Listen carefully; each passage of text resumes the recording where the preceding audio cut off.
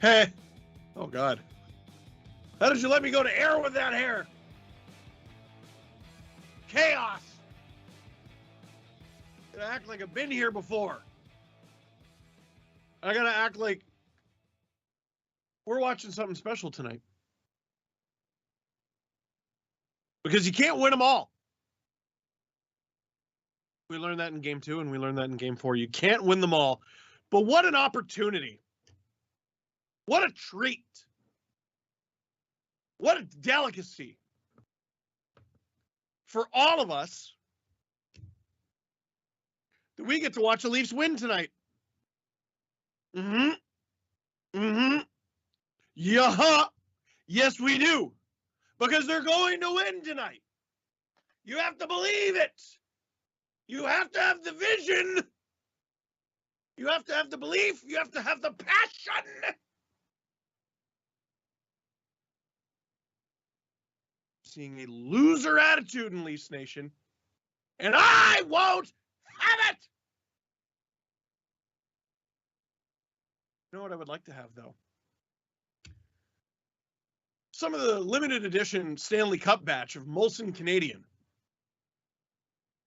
It's a limited edition, limited time only batch of Molson Canadian, actually kissed by the Stanley Cup.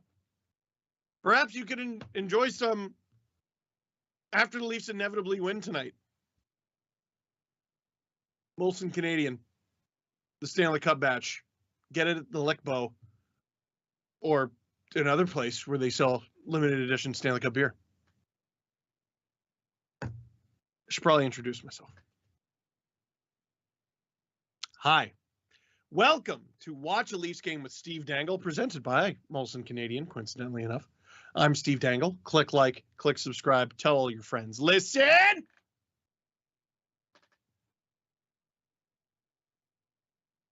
We've been locked up for too long in Toronto, in the greater Toronto area. Far too long. But now we're outside, and the weather's beautiful. But our baseline is complaining. Oh, I'm being devastated by allergies. Oh, I got a tummy ache. Oh, the Leafs are going to lose game 5 because they lost game 4. Stop it! You know how we always bring up, always, without fail, that Andrei Vasilevsky has not lost a game following a Lightning loss in, 16 games now? How about this? The Leafs have not lost following a Leafs loss in almost a year. Okay? Tampa hasn't beaten the Leafs back-to-back. When? Not this year. Not in the playoffs. Not in regular season, I think. Not totally. I think it went Leafs, Lightning in the regular season. And funny enough, that's how the playoffs have gone. So while you enjoy Watch the Leafs Game with Steve Dangle, presented by Molson Canadian,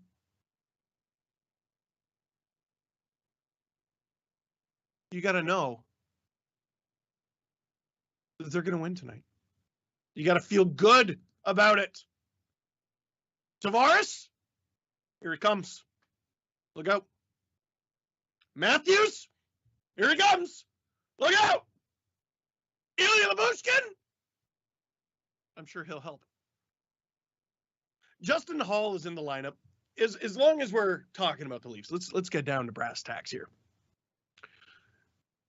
A lineup much closer to what they ended the regular season with before Michael Bunting got hurt.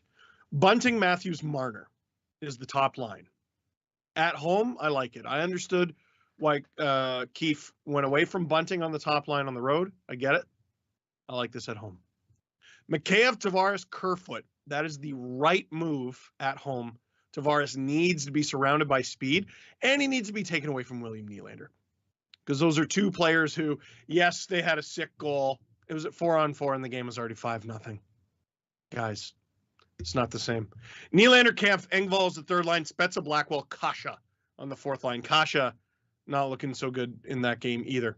So the Leafs looking to erase game 4, and I think their core of 4 lines is going to be what does it for them, no matter who the 6 defensemen are behind them.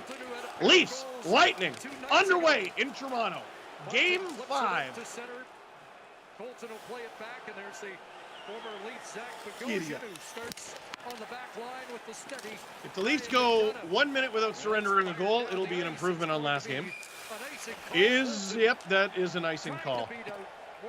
I don't know what Ross Colton is complaining about, because, oh my God, look how even the series has been. That's unbelievable. I don't know what Colton is complaining about. Look at the heart rate monitor already. Because hybrid icing was basically invented for situations like that. My Apple Watch seems to think I am walking. I wonder if that has something to do with my heartbeat being at 100 or my heart rate being at 108 beats per minute while sitting down. This is a 3 coffee day, but it is not like the 3 coffee days of my youth. I had a caffeinated coffee followed by a half calf followed by a decaf. Together, that's like 1 3/4 coffees. Ooh, nasty hit on Jake Muzzin behind the plate, but the Leafs break it out, something they struggled to do mightily in Game 4. Ilya Mikheyev has the puck roll on him, but he keeps control of it. He flubs it at the blue line, but as long as you flub it to a guy in blue, while you're in Toronto, it's okay. Maybe that's why Hall gave it away in Game 4. He's like, that guy's wearing blue. That means he's friendly. No. Killorn shoots, stopped by Campbell. Oh, and there's Willie. Oh, almost getting it off Vasilevsky. And Willie knows how to find open ice at home. Generally, he knows how to find open ice anywhere. The ref just full. He definitely knows how to find it at home. I saw a stat today. Matthews has 22 career playoff points at home, 8 on the road. He's got to be big in this one. There's the third line. Looking good. This is a turnover. You got to be careful. There's a turnover from Tampa. Offside? I was like, geez, do we have a penalty already? Much talked about his exit from Game 4 here. Killorn on the outside gets the shot through Morgan Riley, the rebound in front, and nice job of clearing that one away. There's that save from Campbell, like deceptively tricky there from Killorn. Feels like Killorn is ready to have a breakout game. Got Vasilevsky, who's given up 3 straight in 4 games. That's unlike him. Campbell allowed 5 goals on 16 shots in Game 4. How many of those do you put on him? Maybe the Colton one that sort of went through his glove, but it's still a player in all alone as the Leafs ice the puck. Whoa! Maroon and Matthews going at it a little bit. You've got Maroon, who's going to have a few words with Matthews, but the arm goes up for the last change, so try to get Matthews in the matchup that works, and you know Maroon can't help himself. And yeah, it's just allowed. Matthews gives a couple of push and yeah, it's just allowed. That might be a matchup that Sheldon Keefe with the last change will try to. Is it just me, or does Patrick Maroon basically not change facial expression? Right? It's weird. Except for when he fights, he has a terrifying face. Matthews at the face-off dot with Braden Point. Matthews loses. Oh, but here we go. Is this a 2-on-0 or it's at very least a breakaway from Mitch Marner? Are we going to get a penalty? Oh, and he goes just wide on Andrei Vasilevsky. He probably wanted a hook there, wanted a goal even more. The Leafs immediately look better than they did in Game 4. Even though that was their first shot, or it's not coming up as their first shot. Let's say they don't have a shot, they still look better. We got the fans standing in Scotiabank. Whoa, what's going on? What did I miss? Oh, too many men? Extra man on the ice, and the Leafs will get From an early Tampa? power play. I'm going to assume so because everyone looks really happy. Hooray! One thing I didn't bet 5 games into the series is Tampa would have more too many men penalties than the Leafs. Here's Marner. I have no idea what happened. there was an ocean of people in the way. I love it. And Tampa with too many men, and it's Corey Perry's fault. It's all your fault. It's all your fault. And he will serve the penalty. More like Corey penalty, you know. What I'm saying. So the Leafs with an early power play. They're 3 for 18. Leafs power play. Less than 3 minutes into the game, 3 for 18. How have they already had 18? There's no way they had 18 against Montreal. Like in 7 games. Leafs working it around, trying to keep it away from Tampa. Doing a good job so far. Ooh! Oh, I thought Riley should have wired that, and the Lightning are going to get a 2-on-1. Nick Paul with Anthony Cirelli. And the Lightning lose it. Leafs turning up the other way. Was that Willie who's belly flopping? Matthews. Oh! Fortuitous bounce, and the Leafs keep it. Good puck hunting from Willie there, and a little bit of luck. Marner, back to Riley. It's the second time I thought he should have shot it. I actually thought Marner should have shot it. Someone should shoot it. That's all I know. Come on. Get it up. I did it up. Marner's looking for Tavares there. He can't get him. The Leafs got 2 behind the net, 3 Lightning back there. If they win this puck battle, it's going to be dangerous. Not quite. This is a great kill from Tampa. And the Leafs end up losing the puck battle, and Tampa gets it out. Second unit will come over the boards as Campbell retrieves it. That's a gutsy kill for the Lightning. Still 40 seconds to go in this penalty, though. Here's Jason Spezza coming on his first shift of the night, and it's on this second power. And the Leafs are offside right now. You're offside, bud. You're offside. And the Lightning are going to argue that it should go all the way down, and I don't know if they're wrong. Riley shooting actually got them in trouble in the first place. There's Willie falling down. I don't know what on earth happened there. Oh, Tavares tried to give him a boost, and it knocked him over. So I wasn't looking for that. I was looking at Willie. That's hilarious. Doing these streams has given me so much more respect than I already had for people who have to broadcast these things on the fly. How difficult must these be to do at home, or to do not at home on your couch? There's brownies upstairs. Like, I got it made. 10 seconds to go here. It doesn't look like the Leafs will score on this power play. Still no awarded shot on goal. And Tampa, that should be icing. Oh, but Campbell gets it, so never mind. Campbell to, almost said no one. Gives Corey Perry an opportunity to hit Jake Muzzin, but Muzzin missed most of it. 5 minutes into this game, there's only been 1 shot. Officially. I imagine the Leafs are winning in shot attempts. We don't have those numbers. There it is, 1-1.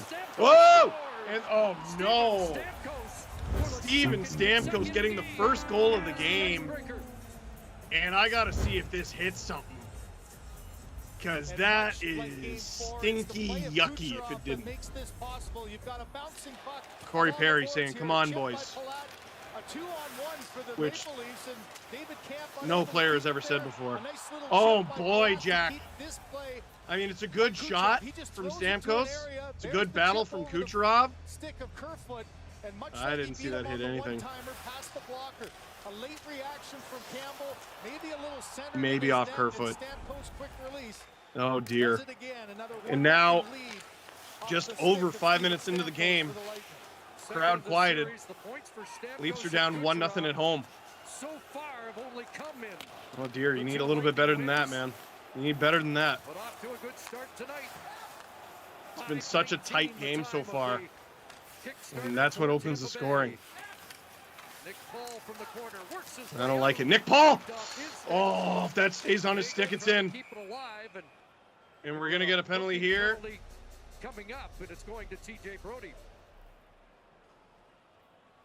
And I didn't see to who. Brody for hooking. So now the Leafs go to the penalty kill. Much like John Cooper again, And this on is the a heels of bad the spot to goal, be less goes than back 6 to the minutes goal in now. line, and it's just good hard work. You lose Let's body see. position, you're forced to get the stick Yeah, in. he It's a does free get up in. path for He gets Paul up to into go the right hands at of Nick Jack Paul, and Campbell, honestly, he Brody, probably saves a after goal. the quick little spin around the corner, couldn't get I the didn't body realize of he Paul hooked him and there. forced Remember, the that was the hook one to where it was take like, oh, if he keeps it, he scores. Well, that's why he's getting the penalty. He should have been able to keep it, but Brody interfered with it. But it was a penalty worth taking. Tampa 5 for 23 in the series. 23 power plays through 4 games. Not good enough is an understatement. Oh, boy! Terrible. Terrible, terrible, terrible. It's 2-0 Tampa Bay. 6 minutes and 11 seconds into the game, Tampa scores on the power play. Victor Hedman. And I don't know what Kyle Dubas is scribbling down. I don't know if that goes off of anybody. Killorn with a good screen. Killorn with a really good screen. And boy, the Leafs are bottling it hard. And Campbell never even reacted. Bottling it real hard. And in the back of the net. Second goal, 7th point of the series for Hedman, and his previous 6 came in both. And for the second time this series, we're over 5 minutes into the game, and the Lightning have more goals than the Leafs have shots. It's not good enough. It's not good enough at all. Now, if you watch these streams, you'll notice the heart rate monitor. And, oh, now it's at 108. But you'll notice when the Leafs are losing, it goes down. And that is because my heart is powered by the passion. Here come the Leafs. You got to score. For goodness sake. And here come the Lightning. This one looks bad. Braden Point's going to win that foot race with Lyubushkin. If he scores there. Leafs can't go down 3-0 here. I can't believe that's already the bar.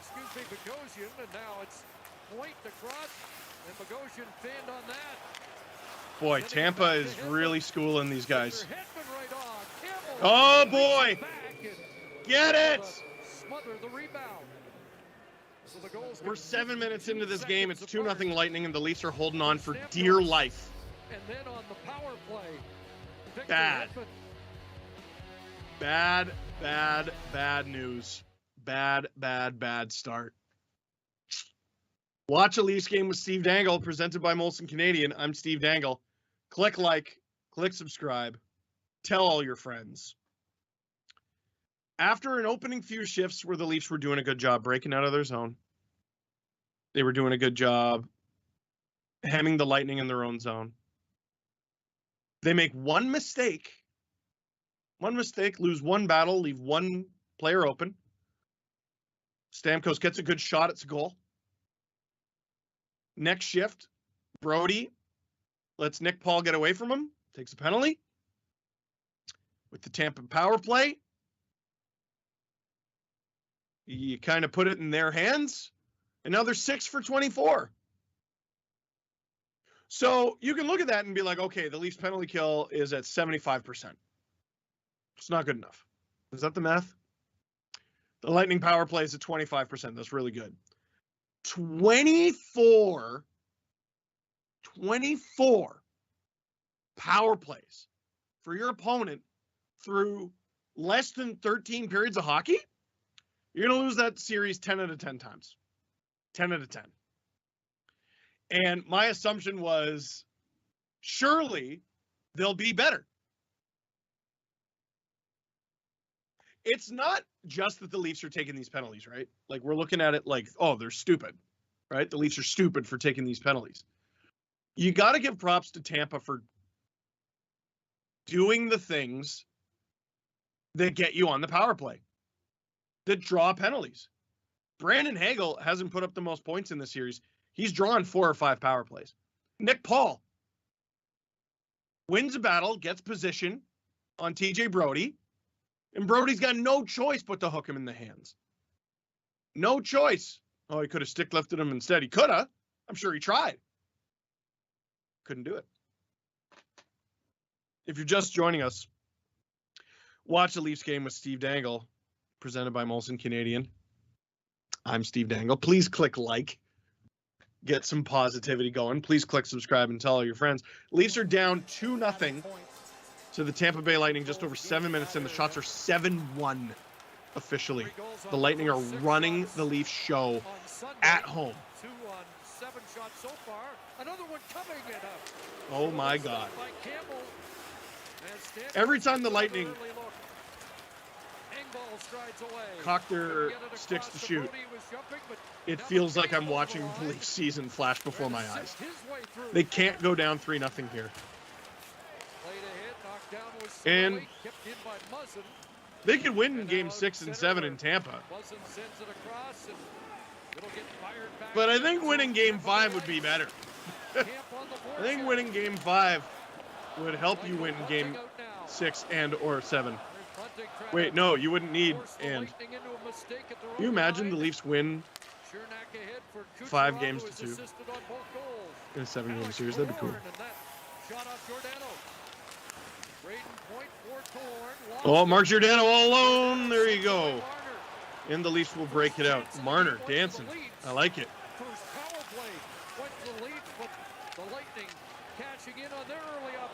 Oh, the Lightning will get a partial break. Kucherov thinks better of it, but he has reinforcements coming. Giordano, smoosh. Matthews grabs the puck, takes it out, drops it for offside? Okay, I believe you. I didn't see it. For the psyche of Jack Campbell, and once again it's Stamkos. God, Tampa really are dancing on him right now. What confidence to do that in the playoffs, not to be cocky, but because it's the right play between Palat and Stamkos. Have a short memory. It's all now just get yourself dialed back in. Can't take those 2 goals back. The key here is to try to settle things down and hope your team can start making some traction the other way. Look at that. It's a little banner for the Stanley Cup badge from Molson Canadian. Limited edition, limited time. Get a batch of Molson Canadian kissed by the Stanley Cup. The Leafs need to kiss the back of the Lightning's net, and they might get a chance here. Spezza, puck loose in front. Tampa players down. Kasha throws it on. Nothing. Steals it back. Big hit from Spezza. Oh, Blackwell gets the puck in the face. Blackwell gets the puck in the face and play will stop. He is down and he is hurt. Yeah, that quick.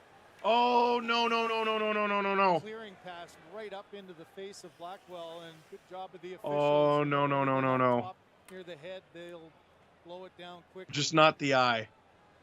I think the ref just pointed at his nose.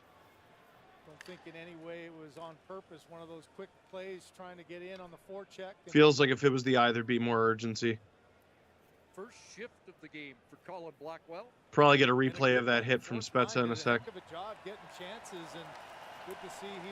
That's the sort of stuff you got to do in the playoffs, man. Blackwell, I don't even see any blood in the eyes. So whatever it was, I'm sure it didn't tickle. I don't see any blood at all. Did it hit him in the back of the head? Spezza throws it on. He has a great scoring chance. This is his best shift of the playoffs so far. Kasha too. Whoa! I mean, Spezza taking out Kasha in the process, hitting Belmar. And here comes Blackwell. Oh! And the clearing attempt, it hits him right in the back of the head, and that doesn't tickle.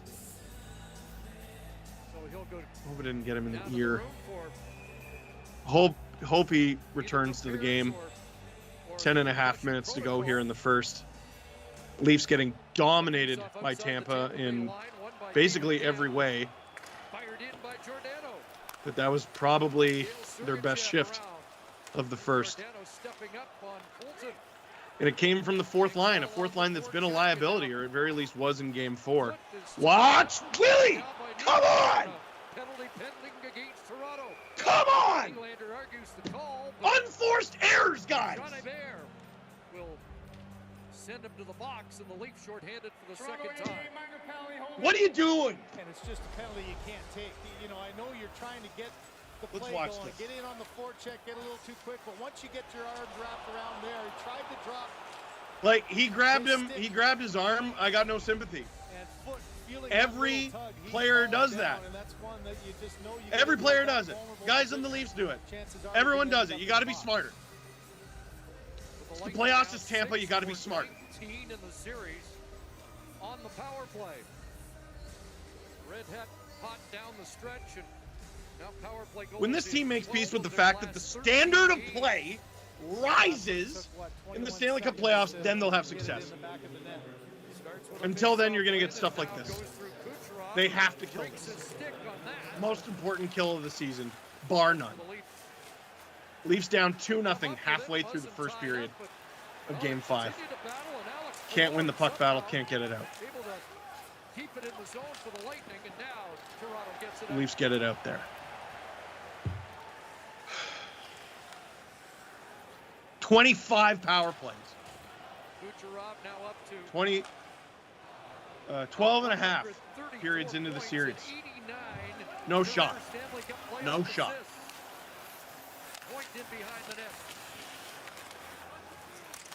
And Tampa's taking. Oh! Big save from Campbell, and if he gets that rebound, it's a problem. I was gonna say Tampa's taking 19. Like it's not like Tampa have been angels either. Off the quick shot by Stamkos, but Killorn overskated it, went right through his legs, and Leafs able to clear. That one deflects in on Campbell. He'll hold it with Nick Paul on the doorstep. Campbell gloves it down. Well, Killorn is Puck in face-off in the Leaf zone with 52 seconds to go in this penalty kill. What a bomb from Stamkos. What a stop from Campbell. And just alone. He missed with his Oh. glove, but Justin Hall able to clear as Killorn overskated it. Just shy of the 11-minute mark, and the Lightning. I'm in the mood 10 to shots see something already. special, man.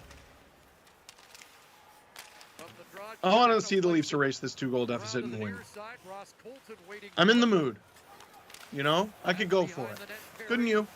Up top, Sergachev. We'll see. Andre We got to kill Palat this goals off. in each of the last 2 games. Colton with 3 in the last 2. Whoa.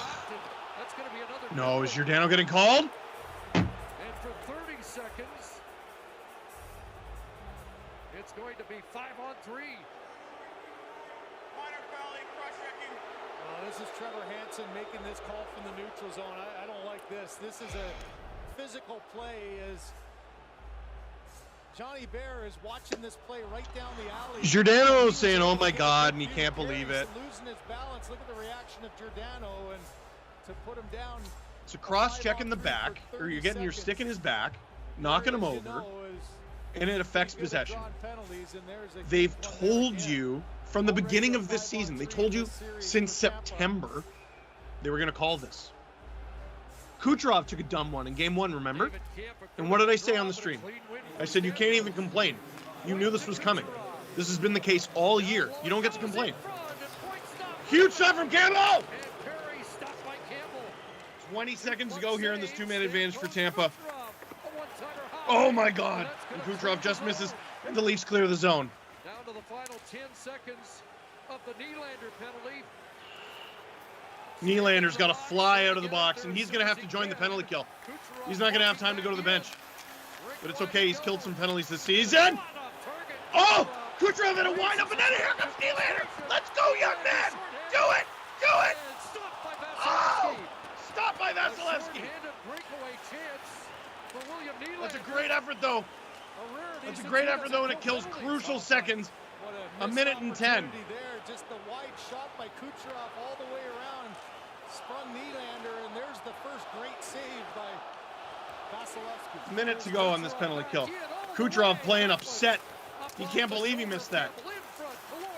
Oh! Puck bouncing around. The Lightning get it to the point. Victor Hedman. Kucherov wants it bad. Every time he gets it, he's going to shoot it. 40 seconds to go here. Oh no! Gets away from Riley. Hedman gets it, shoots! Hall off the boards. Can't get it out. He battles to win it. Marner up and in the air and out. 25 seconds to go in this penalty kill. That guy is too important to this team to spend this much time on the penalty kill. Enough is enough, guys. Here comes the Lightning. Corey Perry flubs the pass. Lightning keep it in. Battle. It's out. And the Leafs,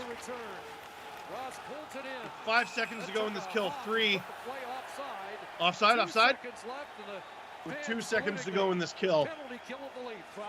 Easily their most important kill of the season. And depending on the outcome of this face-off, Giordano is either going to have to sprint. Oh my goodness. Here's that breakaway from really. Giordano's either going to have to sprint to the bench or basically be a forward. Oh, man, Vasilevsky read that all the way like a robot. Leafs with 3 shots on goal, and one of them was that one.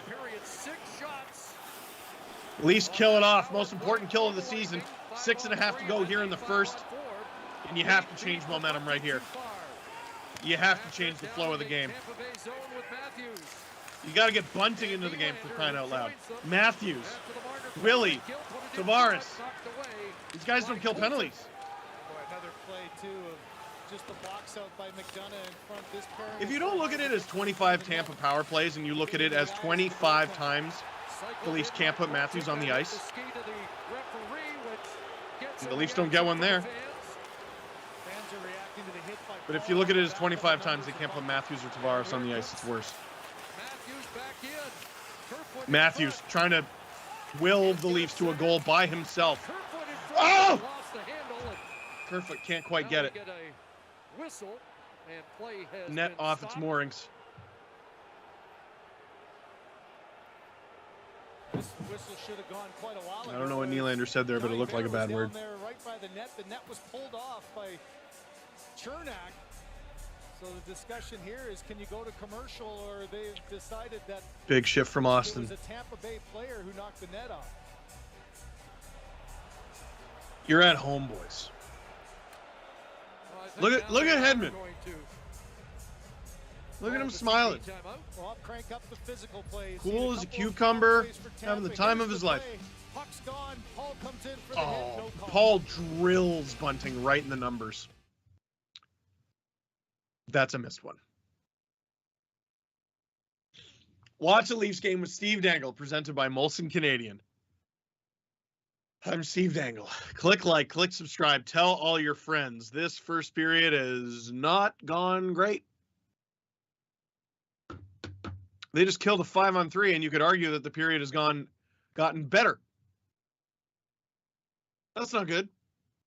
This is not good. 25 times the Leafs have been in the box. And I got bad news for you. There's a website called scoutingtherefs.com. They announced the 2 officials who will be doing tonight's game. Hebert, and I don't know who the other one was. But these guys, these 2 officials doing tonight's game. Oh, it's 26 power plays, apparently, according to Twitter. These guys, according to scoutingtherefs.com, tonight's officiating crew, award the majority of penalties that they do in any given game in the second period. One of them gives out 40% of the penalties that they give out in any given game in the second period. That's abnormally high. There's 39 or 40. It's abnormally high. You think if it's split even first, second, and third, it'd be 33 each. So a discrepancy that large means in the second period they're looking for them. So if the Leafs are taking this many penalties when they're not necessarily looking for them, Bay Street, we have a problem.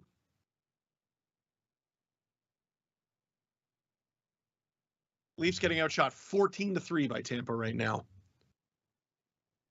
And if the Leafs have aspirations of coming back at home, enjoying the fruits of their regular season labor home ice advantage.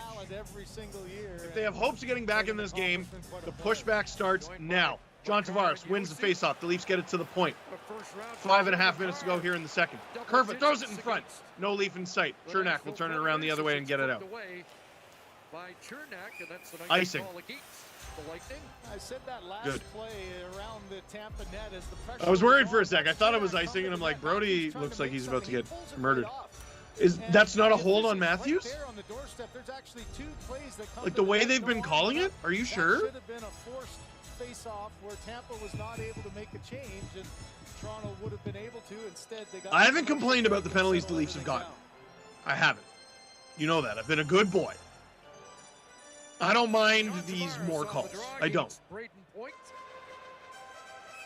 I want teams to learn from it. But you got to be consistent.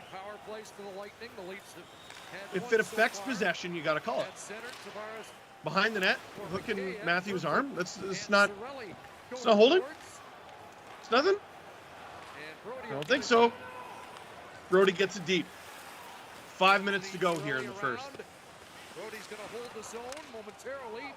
Tavares, good keep. Good keep at the line. The little thinking has come to play. Leafs. Oh, Muzzin. Ah! Brings it around. Brody can't keep it. If he was right-handed, he might have. The Leafs will get some new bodies over the board, and so will the Lightning. Bunting. Bunting, Matthews, Marner over the boards. Bunting is down somehow. Did not have the puck. And I suppose they called that one. You get one free one on Bunting before they call it. And I guess Braden Point heading off. What happened here?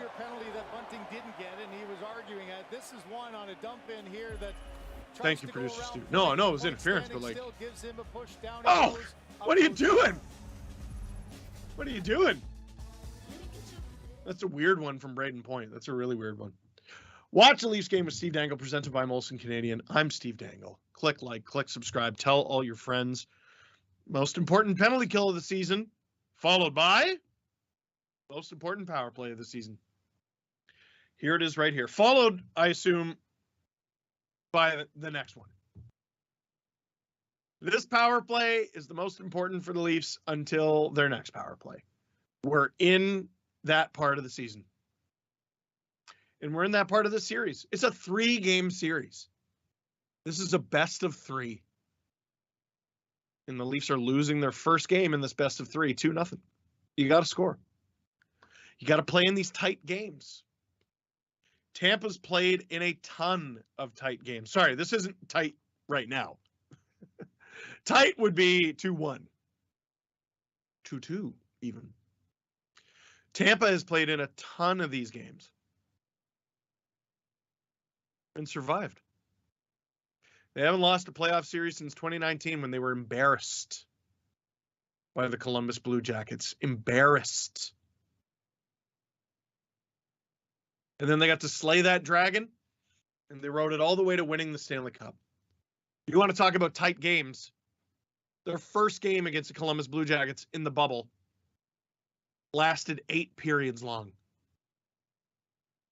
It's 5 overtimes. Started in the afternoon. It was almost dark out by the time it ended. But they won. They won. They left tired, but feeling good about themselves. It's a different feeling than tired and crushed, which is what the Blue Jackets were. Blue Jackets never won a game that series. Can't be crushed. Leafs lose the opening faceoff of this power play, and the Lightning get it out. 4.5 to go in the first period. Leafs with their most important power play of the season. Let's see what they do with it. John Tavares getting attacked 2-on-1, but he keeps it. Riley deep. Matthews and Marner manning the point. Marner keeps it in. Marner. Oh, I thought he was going to Riley. Oh! Riley flubs it, and the Lightning go the other way. They thought about rushing it, but they didn't quite have the power. Minute 15 to go here on this power play. Leafs have had a few decent chances in this period that didn't end up in an official shot on goal. So I don't know if they're getting... Oh, dear. Tavares getting trampled. Puck hits Riley in the back. Nifty play from Marner and Nylander, though, to get the puck back in. Scoop back to Riley. Across to Marner. Kicks it onto his stick. Marner nifty. Riley on. Deflected. 45 seconds ago in this power play, and Leafs can't keep it in, and it looks like the second unit will go on the ice. Willie goes over, Riley goes over, the rest might stay. Marner's played basically this entire period.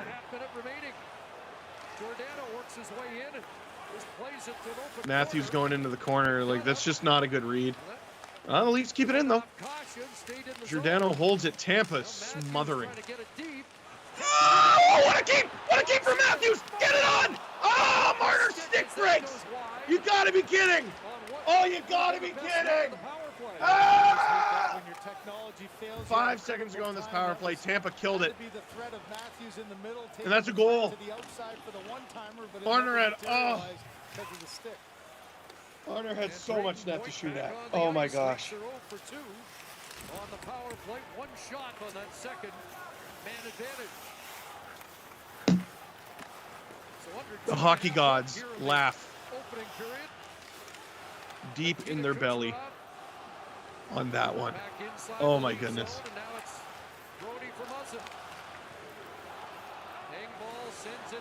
Leafs get it deep.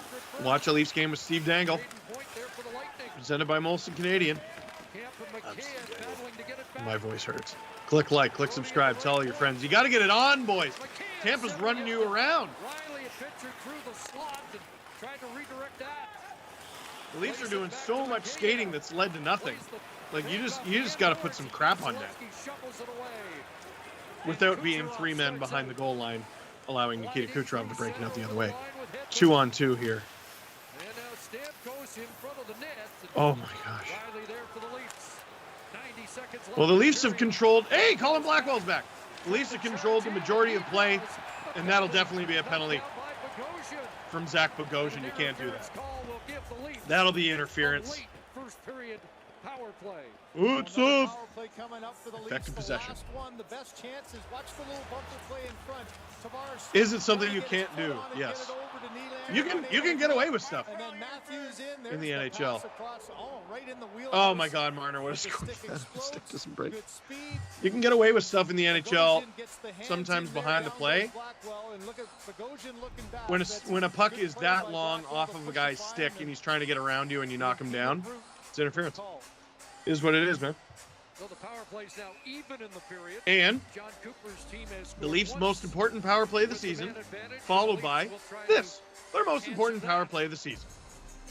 1:23 to go in this power play. If the Leafs don't score here, like I don't think there's a point switching out your top unit. The Lightning. Oh my God, the Leafs just took a penalty. Didn't last long. 6 seconds. That's just unbelievable. This entire series, both coaches have been flabbergasted at times. This is a battle for the puck. You get right into the hands. McDonough's a little tied up, falls down, and Marner looks up, watches it there. So power play that last 6 seconds now goes to 4-on-4. So now it's 4-on-4 for the next almost 2 minutes. And the face-off comes a minute 45, 54 seconds. And the Leafs won't have Marner for it. It wasn't the little stick to the hands that put McDonough down, but because your stick is there, that's when the arm typically goes up. All right. Let's get it. Matthews is out there, I assume, with Willie. In this 4-on-4 situation. Where's he going? Oh, Kerfoot. I was looking for a right-handed shot. That's why I was like, why are there 3 other right-handed or left-handed shots? Minute to go here in the first period. A goal would be swell. Opening period, game 5.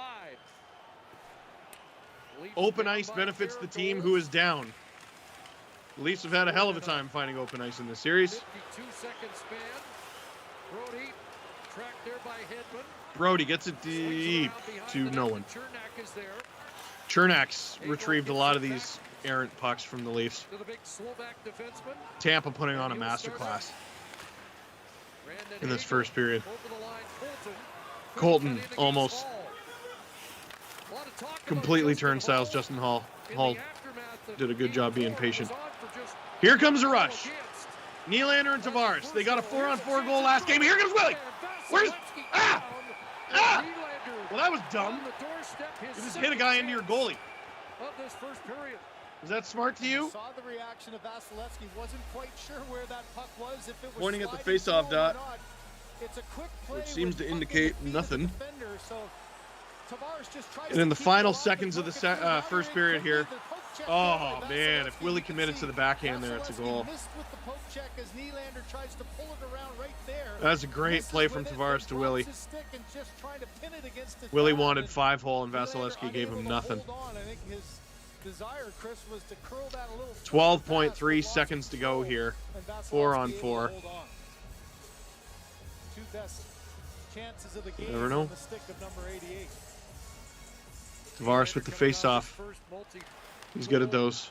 Loses that one. But can the Leafs hold the zone? They will! Yum Nylander. Can they get it in front of the net? They won't. The Lightning with a beautiful first period. Beautiful. I mean, you got to respect it. You really do. And the Toronto Maple Leafs will go to the second period down 2-0. Shots 14-5 after 20 minutes. And if they could find some answers, if there are some answers to be had, let's hope they're in the Leafs locker room. They need to tie this and win this to get one step closer to the Stanley Cup, to drinking out of the Stanley Cup. And if you'd like the next best thing, because I can't give you the actual Stanley Cup to drink out of, but you could always get the limited edition Stanley Cup batch from Molson Canadian. It's been kissed by the actual Stanley Cup itself. They brought it to the brewery. It's a batch that has actually been in contact with the Stanley Cup, not like over the phone, physically, you know. Limited edition Stanley Cup batch from Molson Canadian. You can get it in the LCBO and other places where they sell Molson Canadian. So we're going to go to intermission. My phone is very upset. We're going to go to intermission. But I don't know if you know this. The Habs won the draft lottery. Not to make things even worse for you Leaf fans, but the Habs won the draft lottery. So for this first intermission, yeah, here it is right here. It was between the New Jersey Devils and the Montreal Canadiens. It came down to a lottery. The first overall selection in the 2022 NHL draft. Bill Daly reads the Montreal Canadiens. 2, the New Jersey Devils. New Jersey Devils number 2, Arizona 3. So Montreal gets the first overall pick in Montreal in July. July 6th, 7th, I believe. So for your intermission entertainment, we have Shane Wright speaking with Sportsnet's Sam Constantino. Enjoy.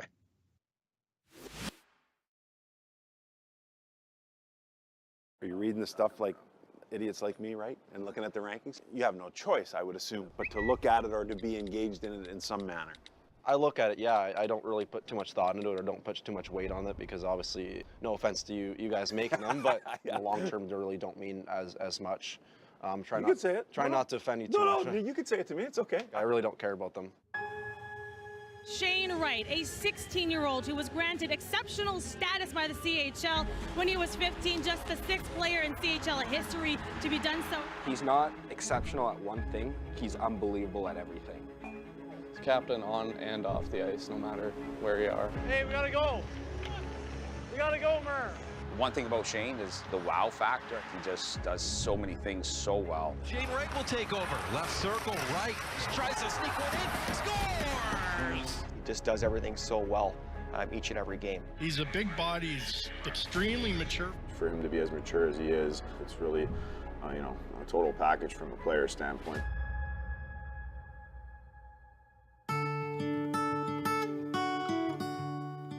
take it back to your rookie year, 39 goals. Things are going pretty much the way they should for someone of your talents. What were you thinking after that year?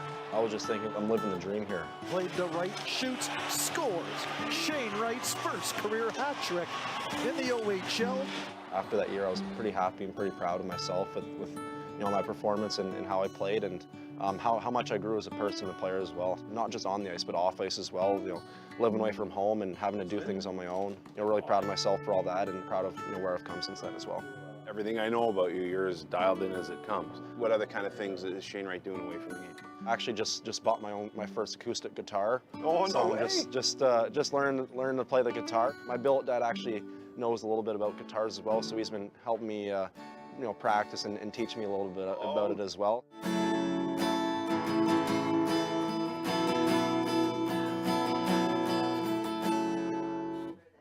That's all I know. When Shane decided to get a guitar, I thought that was cool for him, and just something else to to distract him. My grandpa plays guitar as well, so he was pretty excited, and then my uncle does as well, and my cousin does. Not only does he entertain you on the ice, he can now entertain you off the ice. Not too well right now. Entertain us. I'm working on it. We're working on it. Soon. We'll get there.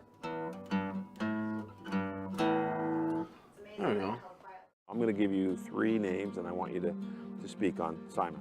My dad, he's I don't know, he's just my biggest supporter. He was always there for me. He's always teaching me how to skate, teaching me how to shoot pucks, and he just means the world to me. Tanya. Yeah, my mom, she's amazing. She's probably a bigger cheerleader than my dad is. She's always there for me no matter what. She's always trying to encourage me and just make me laugh or make me smile. Maddie. We were pretty competitive growing up. She's an athlete as well, and we'd always play sports growing up, and we'd always kind of compete and all that, but she's always there for me. She's always going to be a part of my life, and she's super special to me. What's one thing people don't know about Shane Wright? I think something that people don't know maybe is I can be pretty fun at times. I think. Well, it's funny you say that because you have that reputation of being dialed in. So you can be a fun guy. Yeah. Right. I mean, from people looking on the outside, you probably assume that I'm a pretty focused, pretty serious guy. But I think the guys on my team can say that I can be a pretty fun guy. They can laugh a lot with them and have a lot of fun and joke around. Now you got pressure on you. Oh, that was good. On the ice, you see that serious side of him, just because he just wants to win all the time. But behind the scenes, when the cameras are off, mics are off, he's a fun guy. He always has that smile on his face. He's always making jokes. Unbelievable kid. Luca Caputi has been promoted to head coach. Caputi becomes the 21st different head coach in team history, and he'll be at the helm for the 21-22 season. During the pandemic, you get a new head coach. Now you have Luca Caputi, who's a little bit maybe more freewheeling and a guy who was known for his offensive game and his creativity. Moving forward with Luca, what has he imparted upon you? He's such a passionate guy. You can just tell every single day. He loves being here. He loves being around the guys, and he just wants to win. He just wants what's best for us as well, and he's always, expecting the best out of us, and that's how it should be. He should always, be pushing us to be as best as we can be. The day before training camp, he told me he's going to be the captain. Challenged him to come in and set the bar and set the tone. Don't want you to take a rep or a shift off, because everyone knows who you are. If you don't believe it, I'm telling you right now, those kids in that locker room are in awe of him, because everyone knows who Shane Wright is. His poise playing in this league has been outstanding. This is a situation where he's just ahead of his time as far as growth, physically and mentally. You're so mature, and obviously youngest captain in CHL history here in Kingston. Where does that stuff come from? I think it's just something that I've developed throughout the years. I think it's just, that's the type of person I am. I've always been a mature guy, and I think that leads to leadership. As a leader, you have to be going every single night. You have to make sure that you're doing everything right, because those guys are watching you. They're feeding off what you do, so if you're not going, then they're not going to be going as well. Shane is a great leader, great captain. He's one of the most mature guys in the room, so having a guy like that as a leader, where you can rely on him, he can be loose at times, but he can be stiff when you need him to be stiff, is definitely something that you want in a captain, and it's great that we have that around the room. We've had a couple games where we've went in after the first and we've been down a goal, and he's like, listen up boys, we know we're the better team here, we got to focus and dial in and play our way, and after that we ended up winning some of those games, so I think it's because of his leadership. I'll give you a story on Shane, and this is one of my first introductory stories with him. We're in preseason this year for a game in Peterborough, and And after we come back on the bus and everybody gets off the bus, he's back on the bus by himself with the bus driver, cleaning the bus. I just found that to be a unique story of all the guys. Shane Wright is out there by himself, checking on the bus to make sure things are clean. So it's a story I tell often now to young players, and I think maybe they're taken back or surprised, but that's the type of person he is. Puck comes back to Wright. Shot scores! And it's a 5-point night and a hat trick for the captain. Best part of your game right now?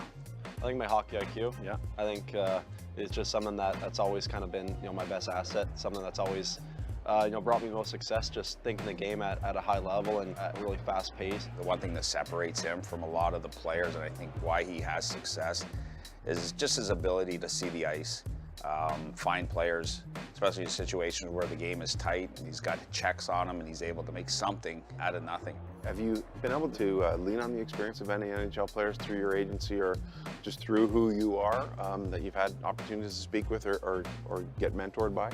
Yeah, a guy that I've really been lucky enough to talk to through my agency is Ryan Kessler.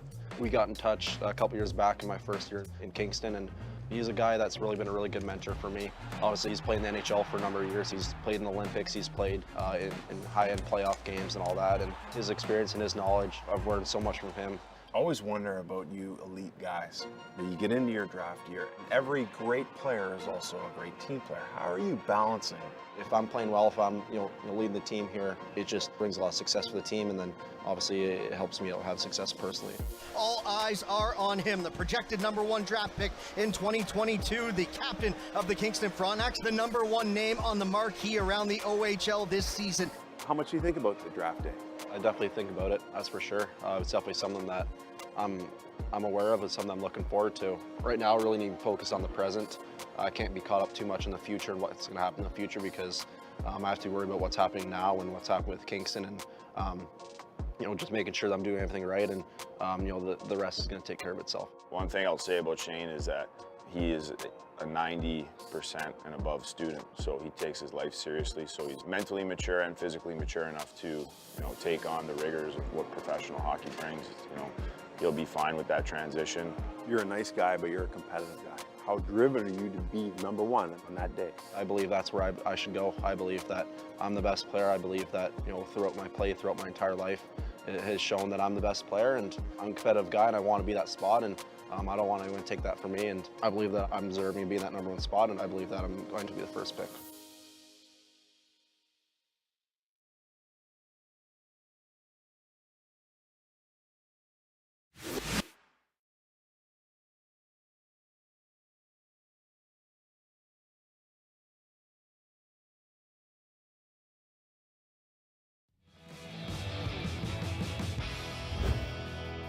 Watch. Oh boy, Leafs couldn't do much right in the first period. And I couldn't do much right with that word. It's one syllable. How'd I screw it up? Watch a Leafs game with Steve Dangle, presented by Molson Canadian. I'm Steve Dangle. Click like, click subscribe. Tell all your friends from Luke Fox of Sportsnet on Twitter. 217 penalty minutes called through 260 minutes of hockey in the Leafs Lightning series. Stop! Stop it! Now, Leafs Nation, I'm going to join you on the more I watch it, the more okay, I haven't hated the way the refs have called it. I've hated that the Leafs have been taking these penalties. I appreciate what the Lightning are doing to draw these penalties. That penalty on Marner sucked. That penalty on Marner sucked. Boo. At some point, common sense has to be that's Ryan McDonough. And that's Mitch Marner. Marner's body never actually makes contact with him. And I feel like he might have dove. But beyond that, man, way too many. Leave a question in the chat or a comment in the chat. I promise I'll actually get to it this time. But first, if you ever wanted to drink from the Stanley Cup, I bet you have. That's why you should enjoy the limited edition Stanley Cup batch from Molson Canadian. It's a batch, special, limited edition, limited time only batch of Molson Canadian that was actually kissed Mwah. I always do this. But, mwah. Buy the Stanley Cup. It's available now for a limited time only. Get it at the LCBO, my friend. Chris, when do you put Bunting back on line one? This is frustrating, Steve. So we were looking at the time on ice, and like I saw him on line one for a few shifts. It's impossible to know who's on what line. Half of this game is special teams. The Leafs spent so much of that first period on the penalty kill. Here, I got the times. Leafs spent so much of that first period on the penalty kill, it's impossible to get Matthews out there. And yet, he led Leaf forwards. No, sorry. Marner was first in Leaf forwards with 7 minutes and 59 seconds, so just under 8 minutes. Matthews somehow 7 minutes 14. Tavares somehow 6 minutes 38. I don't know how he pulled that off. I assume Matthews and Tavares. And where's Nylander? Nylander's just over 5 minutes. He took a penalty though. I assume Matthews, Nylander, Tavares are playing basically every minute of 5-on-5 hockey for the Leafs. And I almost wonder if you switch up Nylander and Marner for the second period. But here's the thing. Sheldon Keefe has gotten out the blender 101 times this season and many times this series. In fact, the starting lineup for this game was Sheldon Keefe getting the blender out and changing the roster from last game. The Tampa Bay Lightning have made one change to their roster through 13 periods. One. Do you know what it was? Can anyone tell me? Zach Bogosian in for Jan Ruda from game one. That's it. That's it. First line, it's the same. Second line, third line, fourth line. First pair. Second pair is the only thing that's changed. Because I believe Bogosian was just a healthy scratch and then slotted into the second pair. Third pair is the same. Because for Tampa, despite losing game one 5-0, the answer was in the room. I don't care if Sheldon Keefe is peeling the paint off the wall or if it's dead silent in there.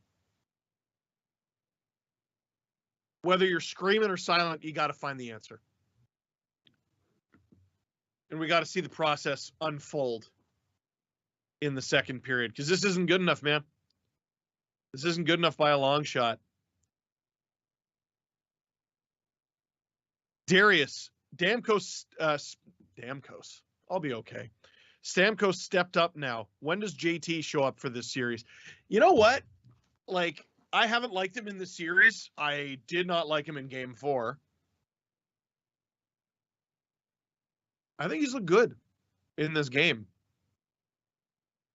Problem with Tavares is I don't think he's a great carry guy. And I don't mean carry the team. I mean, once the puck is in the offensive zone, that's when Tavares tears you up. You know, teams can 2-on-1 him and he'll still come up with the puck, battles in front, does a great job of finding open men, winning puck battles in the corner. But the Leafs have had an impossible time getting sustained zone pressure against the Tampa Bay Lightning. So it's not shocking to me at all that Tavares has struggled. Mikheyev and Kerfoot are perfect line mates for him. They'll be the first in the corner. They'll come out with it. Or Tavares can come in and support, help them win the battle, get it in front, get a scoring chance. Get it to the point. You know, win the puck in the corner, get it to the point, have them put it on. You bang in a rebound or get a deflection. They're good line mates for him. But those two guys kill penalties. The ability to get a flow going 5-on-5, it's been impossible. It's been impossible. Like, this is the This, I assume, is the toughest series Sheldon Keefe has ever had to coach. Are we going back to the game? Yes, sir. We are going back to the game for the second period. Leafs down 2-0 to the Tampa Bay Lightning. Watch the Leafs game with Steve Dangle, presented by Molson Canadian. I'm Steve Dangle. Click like, click subscribe. Tell all your friends. Very different feel Oh, boy. than the second Tyler says, period did the Leafs started go after game Trotz four if they being lose down this 3-0, series? and here an opportunity with a lot I don't of think open Barry ice Trotz to has ever had a 60-goal see if the score. top guys can get something going I on don't either know if side. that's a fit. Matthews and Nylander together to start this second period. 30 seconds of 4-on-4. Point and Cirelli. Again, Nylander No, I think Barry Trotz, who's a Winnipeg guy, I think he might go to Winnipeg. Matthews will wind it up through center and now kick it back For a team that's been so inept defensively, basically since they lost Bogosian, I think that would be a welcome addition. It's Matthews and Nylander to start the second. Really going in on Cernak. Unlike in Game 4, he took some crap for that. 4-on-4 is over. Tampa will get 5 seconds of power play. Enough to gain the zone, but that is about it. Of this series, very prominent. Might surprise people to know he has not been on. I didn't see what happened to the puck there. Marner flying in. I assume he's going to get a little bit of time with Kerfoot and Tavares. And whoa, Giordano doing a good job of breaking up that Kucherov potential chance. Hall doing a good job getting it out. Does give it back to the Lightning, but he prevents any danger. And oh boy, the Lightning got the Leafs reeling already. Oh boy, rebound. And the Leafs will break it out. Marner to Hall. His first shift of the second period. Ahead for Giordano. Put it in front of the Marner net. defending his good buddy in the media today. Him and Hall are really good friends. Kucherov coming in on Riley. Riley doing a... Oh, boy! Kucherov getting a shot on net that Jack Campbell stops. Watch how he puts the puck to a certain area. Just tries to get it between your stick and skates and keep it going forward. Not a bad job, though, by Morgan Riley's had a great season, but this fan base is losing its mind right now, and I think if that goes in, people would have been beating down Kyle Dubas's door, trying to rip up that contract extension, which they shouldn't. We should protect Morgan Riley at all costs. We need more from Engvall. He was such a factor earlier in this series. Let's go. On the 2 Stanley Cup runs of the first. Looks like it was his Camp McKay of Engvall we got. Keith back to the blender. We'll see if he sticks with that or if it's just because the period started with 4-on-4 with Marner in the box. I suspect it was just because of that. We'll see. If you take a penalty, I'm going to fight you. Through the screen, I'm going to fight you. Looks like it's okay. Leafs get it out and down the ice. Won't be icing.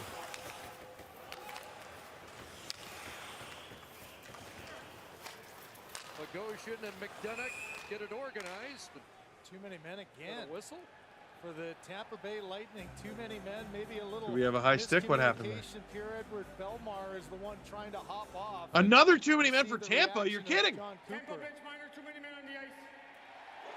Two in like 23 minutes? Fourth line shift, and Bellemare was thinking of coming off. Colton jumped on, I believe, and Cooper, for a guy who's coached so confidently, looks terrified on that bench. A power play, an opportunity too often. Corey Perry back in the box. Series for the Lightning. Serving this. I see 1, 2, 3, 4, 5. Or 6. Oh, what the? No, what? Oh, they weren't even close. They had way too many players. Leafs loses face-off. Willie hard on the puck. Helping to create a turnover there, and Matthews keeps it in. Leafs power play 0 for 3 tonight, but this is the most important one since the last one. I love that at intermission, I was having people tweet me 5 shots on net. That's embarrassing. And then I look up at the shots and it says 4, so I think they took one away. Giordano out there with this top unit. Interesting. In front is Tavares. Nylander in the slot. This Marner working it around. It's a good pass to Willie, but it hops over him. Cirelli doing a great job hunting this puck down. Giordano falls down, but Matthews turns it over.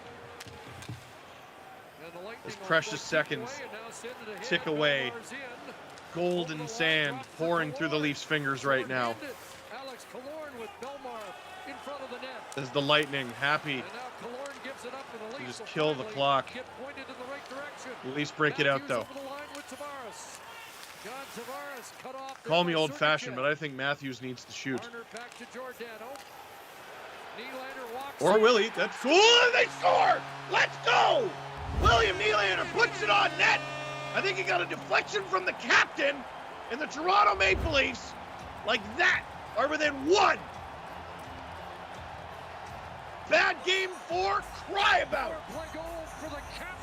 Bad first period, rush it off. Good job keeping the puck alive and going. This is the second period. Close call at the line. This is a shot pass. And there is no tomorrow. There's a couple in You got to crawl back in this game any way you can. Gio with the good keep. Willie shoots it. And it goes off of, I think it goes off of a Tampa defender in front. Goes off of Sergachev's skate, so this will be Willie's goal. I believe he has the Leafs' last 3 goals. And they're on the board and within one. With more than... And now they're within one. I mean, an unbelievable amount of time. 36 minutes left in regulation. And the building is... And potentially more. Sends it toward the net off foot. The Leafs could have it tied in the next 30. You never know. You never know. The series is tied 2-2. Let's get the game tied up the same way. Over the line, unable to connect with his partner, and now the Leafs will flip it out. Off camp, kept in by Point. Palat swings it. What are you afraid of, boys? Gonna bring it back in. Watched by Molson. Braden Point on the puck. Back behind the net. This dragon bleeds like anything else made of flesh and bone. Slay it and be done with it. Well, the atmosphere changes. If you think I'm talking about the Tampa Bay Lightning, I am not. The Leafs on top of taking on the reigning back-to-back Stanley Cup champions. Every shift they take the ice, they fight the dragon inside their own head. Wasn't trying to say that went into the netting. Play continues. Leafs will break it out. Kasha dumps it, does a good job not icing it. An outlet to McDonough, rink wide it goes, Colton over the line. Did I just see on the score bug they gave it to Tavares? Because I saw Nylander had an assist. Fans up in arms. The Leafs up in Tampa zone. So Tavares' tip confirmed his goal. Here comes Matthews. Cocks it, loads it, shoots it. Leafs moving the puck. With purpose now. You feel the energy in the building. Leafs turn it over. Leafs get it right back. Leafs give it right back. Kevin Bieksa talked about being committed in the shooting lane. How's that commitment from the Tampa Click captain like. as Stamkos Because if you do, the Leafs will win. That's how this works. Leafs, keep it in. Matthews with what I assume is a 5-minute shift. I'm okay with that.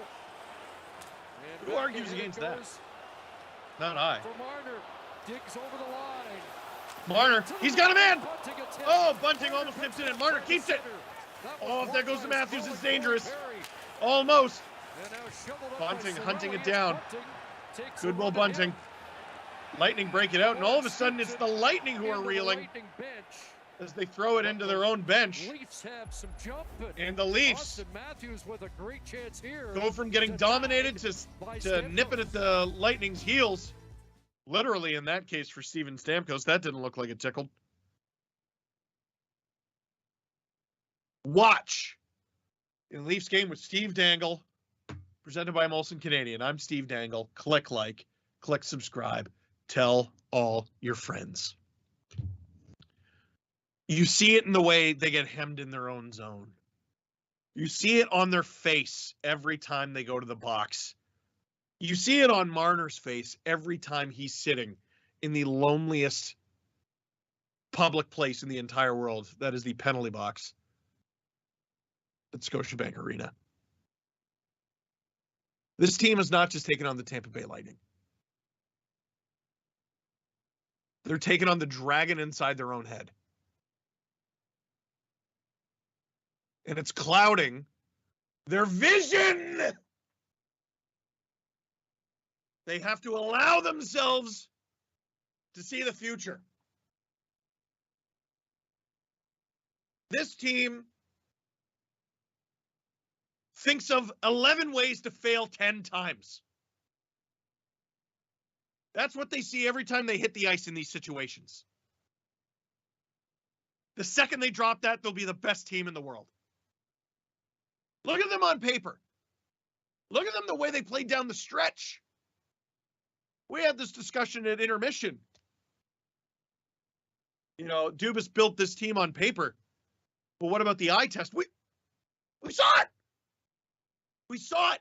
They played beautiful, structured, methodical hockey down the stretch. Devastating. The cream of the crop of this league, including the Tampa Bay Lightning. Winning this series will be like winning two at once. Because they'll defeat the Lightning on the ice and the dragon in their head. The demons in their head. And that's something to really get some energy. I don't know if it's a dragon-headed demon or a demon-headed dragon. Now you got to get your 5-on-5 game going. Get back into this game. First and 7 So of the you playoffs. get Nylander, Giordano. your silver bullets, your daggers made out of whatever that stuff is from Game of Thrones, whatever you need.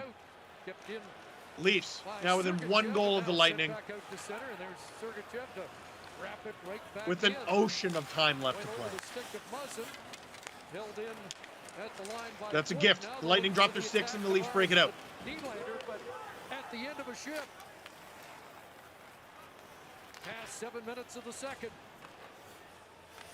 Now the Lightning are the ones dumping it in. His pass picked off by Point. It'll be played Uh-oh. Bogosian. Bogosian stopped by the toe of Jack Campbell. That's a good stop. And as mentioned in the intermission, See, the Lightning, they do such a good job along the boards. They get the Leafs reeling. And it just feels like that puck stays there forever. Leafs get it out. But once you get into just get it out territory, that's where Tampa wants you. That's where Tampa's got you. That's where Tampa has the Leafs right now on this shift. Morgan Riley reversing it to Kemp. Leafs trying to exit their zone. Can't do it. Nick Paul turns it over. Shoots. Ah! Leafs in big-time sink-or-swim mode. Lyubushkin gets that up in the arm. Matthews breaks it out. Less surviving, more thriving. Matthews around to Engvall. Justin Hall. Oh, I would have liked them to put that one on. And we got a whistle because the net's off. You mentioned it. The shots are 18-6 at this point. It was a hairy shift in the Lightning's best since the Leafs scored. Bogosian, whack! Bit of a knuckle puck. Great stop by Campbell. Hagel puts it on through traffic. Ew. Oh, Lyubushkin. I think Lyubushkin's been really pleasant presence on the Get some ice. Get some ice, bud. What's taking so long? So keep an eye on that right hand of number 46. Tied for the team lead in hits. He's taken both gloves off. I don't know what to make of that. I'm not a doctor. On the draw, Lightning Maybe. get possession. Cirelli works it to the line. Kept in momentarily by Marner. Played back in, and Marner trapped offside.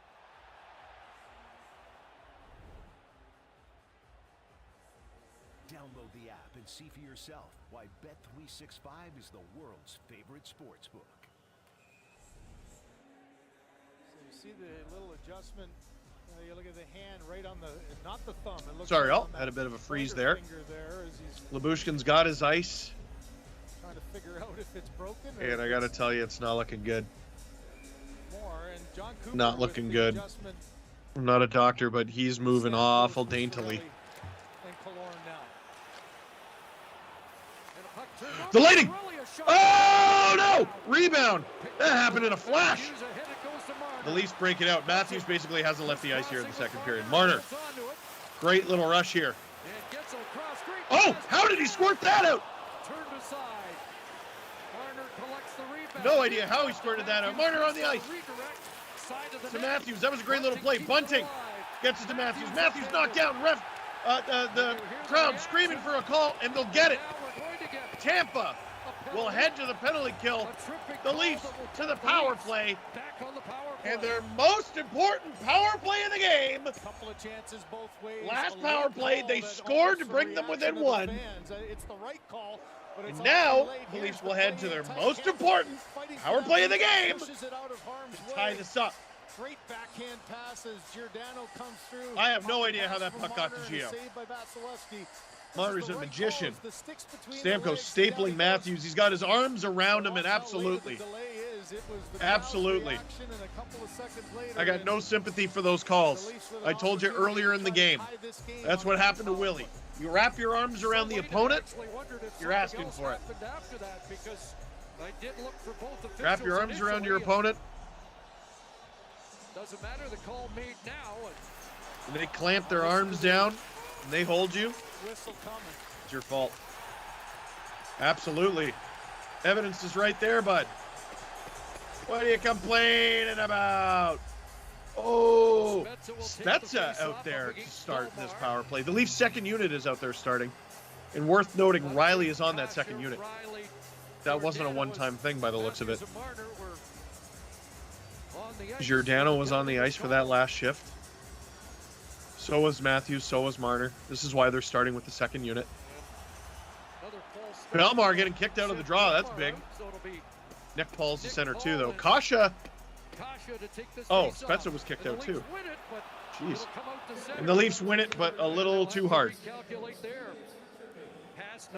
I would expect this to be a quick 30 seconds before they get the top unit out there, unless the second unit scores, which would be cool. They're allowed to do that. They have my blessing. That'd be all right. Yes, please. Yes, Daddy. Kasha with the puck. Throws it on. Rebound! Lightning clear it. And they'll get it out, and this will be a break. But will he have the angle? Oh, the puck skips up over Jack Campbell. Great from Riley. No penalty. And the Leafs will live to continue the power play. Minute 15 to go. I imagine some first unit guys will be on. Yep. Spezza probably looking for the line change. Leafs gain the zone, lose it. Giordano back out there with the top guys. And the A power play comes on. Marner's pass for Matthews, disrupted by Hedman. He came so close to scoring about a couple minutes ago. 50 seconds to go here on this Leafs power play. Their most important power play of the game. Oh! Oh! That was a weird camera angle. I didn't exactly see what happened, but Matthews sort of shanked it there on the backhand. God, this is a playoff performance, folks.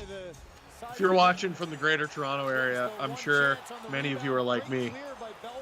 2 or 3 days ago, allergies just kicked me right in the face. Oh, man. Morgan Riley doing a great job on Nick Paul there, and he keeps this a one-goal game. That kid is putting a curse on Andrei Vasilevsky. Danhausen style. Leafs top unit has half a minute to work.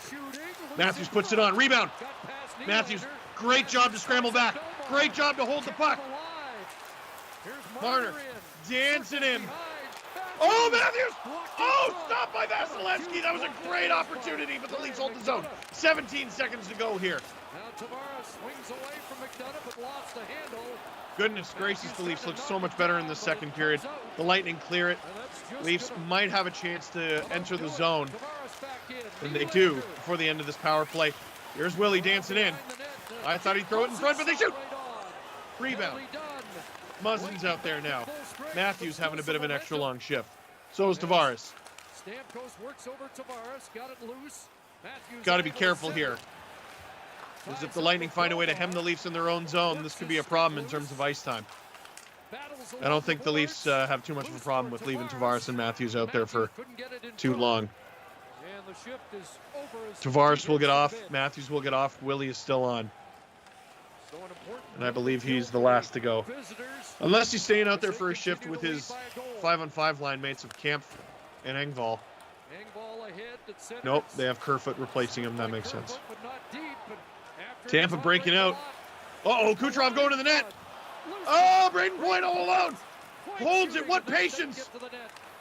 Back for Point again. Oh, the Leafs doing a good job, but they're holding on. Foot driving the net. Broken up by Muzzin. Great job by Muzzin. Brody gets it. The Leafs get out. Kerfoot almost flubs it. Holds it. He loves to stop and start, and it almost works. Engvall with a chance to score. The lankiest guy on the team can't reach it. On! Oh, I wanted that on. Leafs, throw it on. This is anyone's game, folks. Anyone's game. After taking that It felt impossible block off his hand. at times in the first period, didn't it?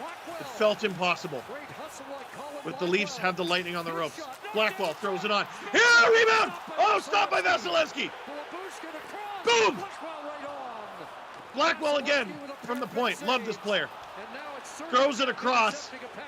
Sergachev will break it out, but the Lightning got to be exhausted, and he'll just get it deep and go for a change. That's a great fourth line shift. Labushkin lined up at the red line. Lightning breaking in. Patrick Maroon in front. Oh, you better hope that's not a call, Kasha. You better hope that's not a call, Kasha. You're losing up your 9 lives there, kitty cat. The Leafs break it out. Sends it just inside the Lightning line. Fourth line still out there. They got to be dying. Blackwell stumbles. Blackwell literally falling over. End of a shift. It comes back to the line. Giordano across. Yeah, the forwards will go for a change. That's a smart call. Justin Hall's usually dependable in these situations. He's actually underrated at allowing his teammates to get a change. Bang! Oh, stopped by Vasilevsky. The Leafs really do feel like they're on the doorstep, don't they? Bang! Stopped by Vasilevsky. It's a hell of a door they're banging on. But it's shaking. It's rocking. It's barely hanging on the hinges. Maple Leaf Square. Scotiabank Arena. That wasn't even Vasilevsky who got that one. That was a blocked shot. The Tampa Bay Lightning are in survival mode. And you are in Watch a Leafs Game with Steve Dangle, presented by Molson Canadian. I'm Steve Dangle. Click like, click subscribe. Tell all your friends. I hope it doesn't sound as congested as I feel. Dude, I've taken allergy drugs. I've taken the world of caffeine because that helps with allergies, I have found. The way I discovered that is I had bad allergies in San Francisco, and my hotel room came with an espresso machine, which I've never had before. No carpet, though. I'm serious. It was a concrete floor. Who does that? You're trying too hard to be hipster. Questions from the chat. Sean, Boston just scored on themselves if it makes you feel better. It does. See, because of the way Game 4 played out between Boston and Carolina, I would... all I want from that series is that it goes to Game 7 quintuple overtime. I don't care if Boston wins. I don't care if Carolina wins. Just go to Game 7 quintuple overtime and beat each other up. Cool. Cool. That's what I hope for every series that's not this one. Game 7 quintuple overtime, beat each other up. Are you the Leafs? Oh, I want you to win in 4. Are you not the Leafs? Oh, I hope you suffer. I hope you suffer, and I hope you get tired, and I hope you lose. Go Leafs. Mike, Keefe finally made an adjustment taking Riley off the power play for Gio, and look what happens. Love coaches willing to change, Steve. Hey, I love coaches willing to change too. But what I was trying to say earlier is change has so much more to do, or change is so much more involved than simply swapping out personnel. Well, that was an unfortunate face-off win, if you can call it that. Like, Giordano thinks hockey different than Riley, thinks different hockey different than Lyubushkin. All these guys are different players with different skill sets and different minds. Whoa, good chance for Willie. Well, what I was saying is Tampa has found a way to play completely differently over the course of several different games, home, on the road, with the exact same lineup. Same personnel, same line, same D pairs, same goal. That's all I was saying. And that is a combination that has played more together than not for the Lightning. The Leafs kind of have an embarrassment of riches when it comes to defensemen who can play the power play. They had Giordano and Liljegren out there on the same one for most of the back half of the season. Here come the Leafs. Oh, on through traffic, which I think is going to be the name of the game until they tie it. And they're tying it, by the way. I hope you know that. Boom! They put it on! Rebound! It's loose! Ah! Get it! Oh! How do you still have it, Lyubushkin? Yeah! Put it on! Rebound! Come on! Watch it, watch it, watch it, watch it! The Lightning in survival mode. Pure survival mode. The Leafs got to gain the zone here. Riley with the dangle. Oh, he's picked up by Black. The Lightning go get a breakaway. Here's Nick Paul. Again. Shoots. Stop by Campbell. Remember that save. Biggest save of the game. Preceding what will be the biggest shift of the game. Because every shift, one after the other, for the rest of this game, for the rest of this series, is the most important the Leafs have played. So that's what the heart rate monitor's for. Watch the Leafs game with Steve Dangle, presented by Molson Canadian. I'm Steve Dangle. Click like, click subscribe. Tell all your friends. William, would you rather be in Maple Leaf Square or in the building for the Cup win, Steve? I am going to say in my basement because I assume I'm going to have to work. Here's what would be dope. Here's what would be cool as hell. Like what the TNT panel does for basketball, like for when the Raptors were in the Final Four there against the Bucks. Or Tim and Sid there, when it was Tim and Sid, during the NBA Final, having their booth in Jurassic Park, in Maple Leaf Square. What about watch a Leafs game with Steve Dangle, and instead of all this memorabilia and stuff, it was an ocean of Leaf fans in Maple Leaf Square. Oh. Yeah. I'd get out of bed for that.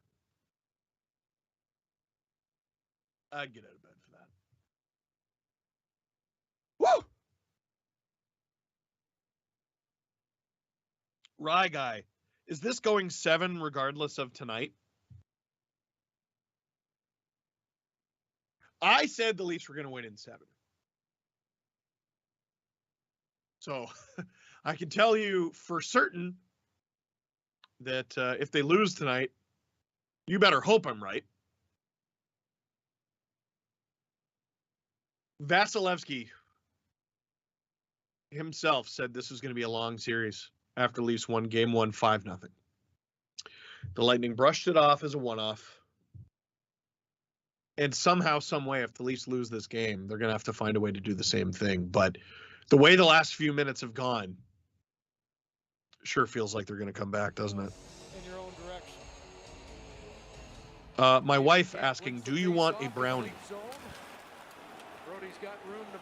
No, I feel like I'm going to barf. But thank you, I love you. Who types? Voice to text, always. Watch the Leafs game with Steve Dangle, presented by Molson Canadian. I'm Steve Dangle. Click like, click subscribe, tell all your friends. The Lightning really hanging on here these last few minutes, except for that Nick Paul breakaway. It was basically just not the Leafs not reading a line change properly. Engvall offside, unfortunately. Download So we'll the get a app and see face-off. for yourself why Bet365 is the world's favorite sportsbook. Clovis. What do you think of the Edmonton LA Kings series? Dude, it rules. It would help if I had any idea what to expect any given game. Kind of feels like this series. This is arguably the closest game of the series so far. Edmonton wins 8-2, followed by the Kings winning 4-0, and that's games 3 and 4. It's a fun series though.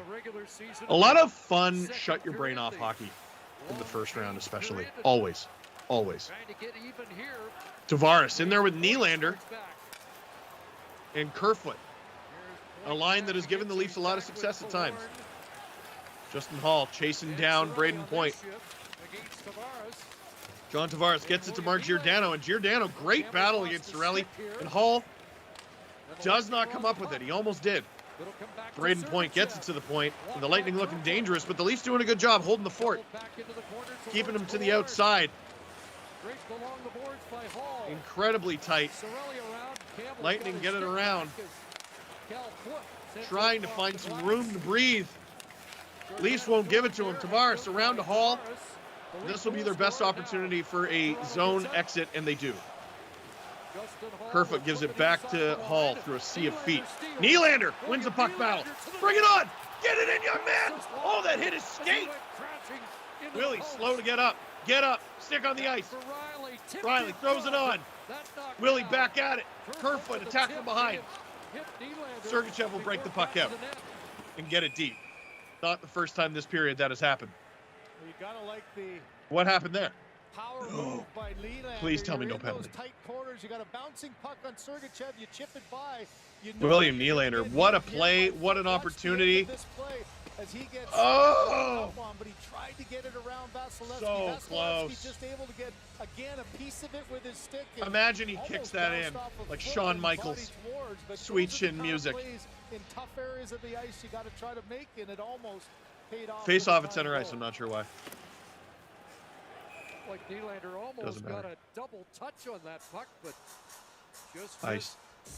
2 minutes 38 seconds to go here in the second period.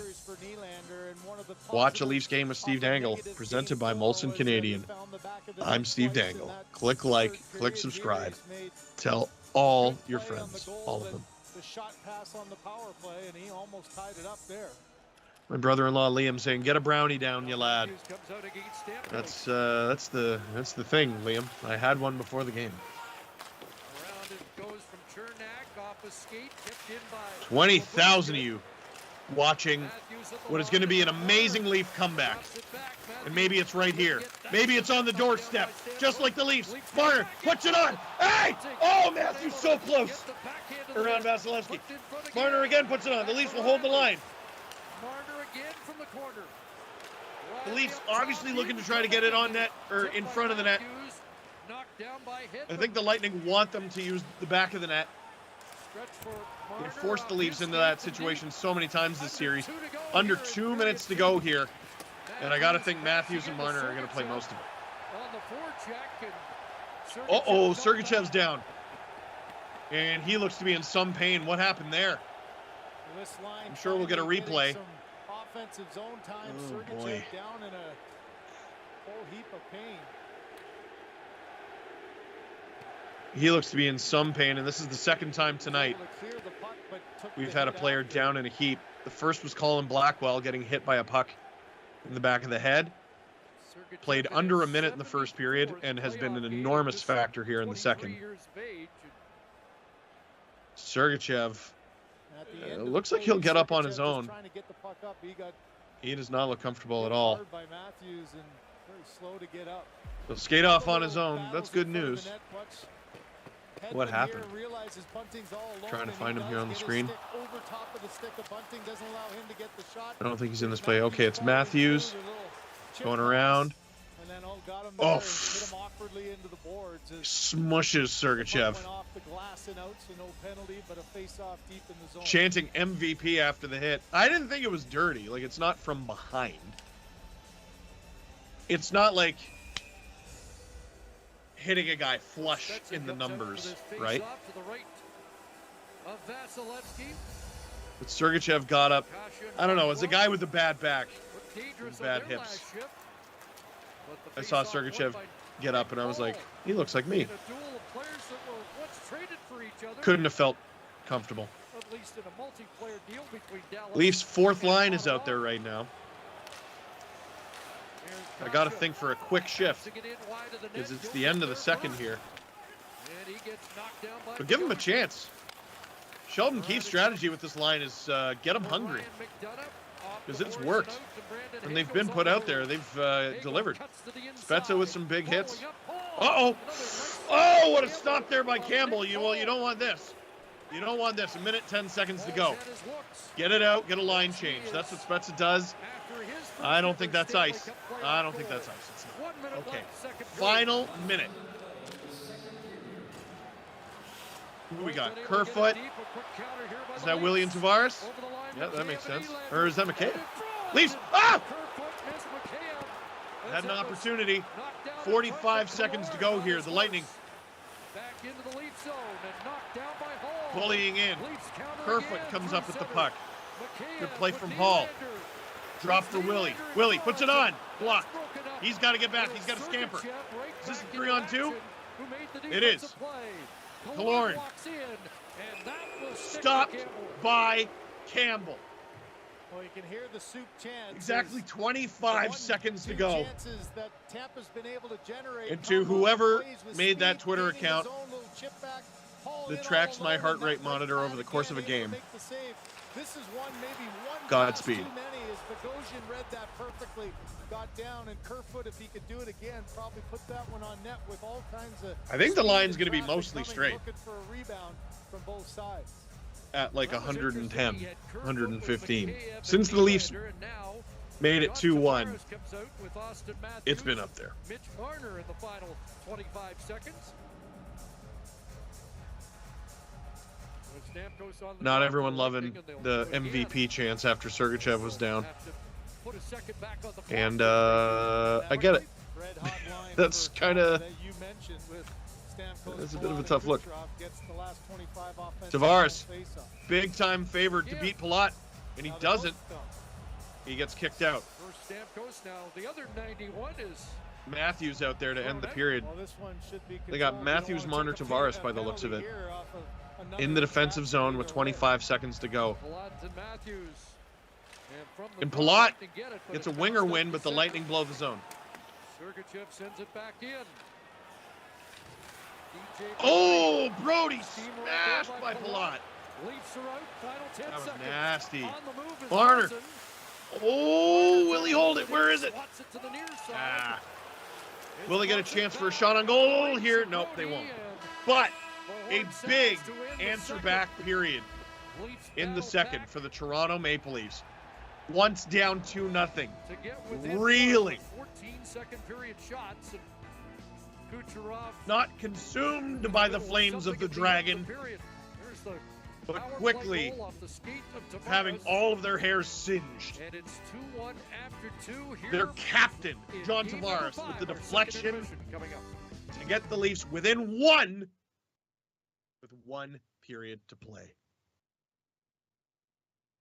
Watch a Leafs game with Steve Dangle, presented by Molson Canadian. I'm Steve Dangle. Click like, click subscribe. Tell all your friends that the limited edition Stanley Cup batch is in LCBOs near you, presented by Molson Canadian. It's a limited edition batch of Molson Canadian that was kissed by the Stanley Cup itself. So if you've ever wanted to drink from the Stanley Cup, this is pretty gosh darn close. The Molson Canadian limited edition Stanley Cup batch. Most important period of the Leaf season. That's what we just watched. And guess what we're going to watch? No, not just a game with Steve Dangle, presented by Molson Canadian. We're going to watch the next most important game, most important period of the Leaf season. It's that time of year, baby. Embrace it. And embrace your intermission entertainment.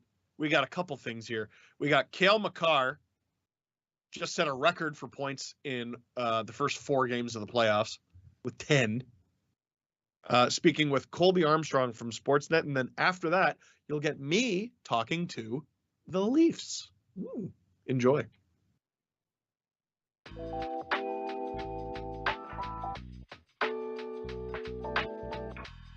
All right. You got the stud. Are you kidding me? What a play by Cale Makar. Oh, my goodness gracious, Cale Makar. What a play by number 8. I just want to go back to Calgary. Like growing up in Calgary, were you a Flame fan? Oh yeah, big Flame fan. Yeah. What's your like earliest memory? Were you going to games as a kid? Yeah, I was going to games. I don't know if I have a specific memory from games, but my earliest memory of the Flames is probably the 04 Cup run. The Red Mile. Yeah, the Red Mile, just being in the city for that. Obviously, I was probably only 5 or 6, but yeah, that's kind of my first big memory. So you weren't on the Red Mile? I wouldn't have been. No. Puck out at center. There's Conroy out of the box. Away he goes. Jerome McGinley scores! And Jerome McGinley has the icebreaker in Game 7. It was like electric, that run. Like Iggy, the boys. Is Jerome McGinley he's kind of the Mr. Flame of your era, right? Yeah, definitely a childhood idol. Yeah. That was a team that like people didn't think could go that far, so that was a pretty crazy run for the town, that's for sure. Yeah. So Cale, your name, Cale, where does that come from? So my parents, they came down to kind of 2 names for me. One was Kurt, named after Kurt Russell, the actor. Yeah. And then Cale, after Cale Hulse. My dad used to do a lot of advertising and marketing behind the scenes for the Flames. Met Cale Hulse, found he was a really nice guy, treated people the right way, so they really liked the name Cale, and so they changed it from Kurt to Cale. Kidding. Here he goes. Dropped it off. Shot. Scores! Makar! First NHL goal in the playoffs. Cale Makar. Welcome to the NHL. You're a humble guy. Like, you're not going to brag, but I'll brag for you. Like, you came in and you were dominating. As you're going into that, did you feel like, I'm like a factor? Like, holy smokes. I don't know so much about a factor. For me personally, I think the transition from junior to college was a little bit more difficult. I think the 2 years at college allowed me to just get my game to the level where I felt that it was pro ready, and it was nice to be able to step in the lineup and know that I can be a factor, like you said, each night for the team. So you've got a Hobie Baker, you've got a Calder, and now with the year you're having, what would it mean to you possibly for a Norris? I think it's like you and for me anyways, it's you and Yossi that are kind of banging it out for this, the best D-man in the league. Yeah, obviously I'd be very honored, and like you touched on, Yossi, he's such an incredible player, and the way he's able to be the main factor for his team every single night is so impressive for me. And he's a guy that I grew up watching even before I came into the league. So if it comes down to us two, it's obviously a very, very cool name to be in the mention with. Makar holds in the corner, and now along the half court. Oh, beautiful wheel around move. Makar shoots and scores! Colorado wins it in overtime. What a pirouette goal scored by the young defenseman, Cale Makar. Last thing, I gotta ask you about your skating. Like, did you go to another dimension to learn how to skate, or like another world somewhere? Because, in a game right now, and they talk about the modern player and the modern D-man especially, there'd probably be a picture of you in a book if they had that, just because of your ability to play offense, defense, your skating. Where do you credit that to? A lot of the credit just goes to my coaches, like growing up at a young age. An offensive defenseman wasn't the prototypical player back then, so allowing me to kind of stretch the boundaries and be able to use my skates to do like a 10-2 move. Yeah, or you're something good at like that, eh? So the loose hips. Yeah, try. Yeah. No, it's I think it just goes back to the coaching that I've had growing up, just allowing me to be the player that I wanted to be, and then obviously just trying new things in practice, whether it's different ways to move or laterally. But yeah, I mean, thinking man's D-man, skill, skating. Cale, all the best. Everyone loves watching you. Kids are going crazy for you. So keep up the great work. You're awesome. Thank you very much. Thanks for your time.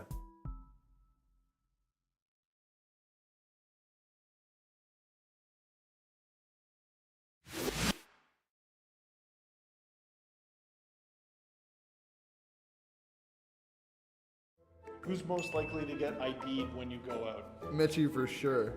Mitch Marner. Probably Mitchie. Probably Mitchie. He still looks young. Yeah, he looks like he's 5. I'd just say, looking at him, I'd say Mitch. He looks pretty young, which It's a good thing, you know, you get older, you want to stay young looking, for sure. Still got to be Mitchie, even though he's getting old now. He's 24. Life comes at you fast. Probably myself. Really? No, I guess Mitchie. He's got a baby face too.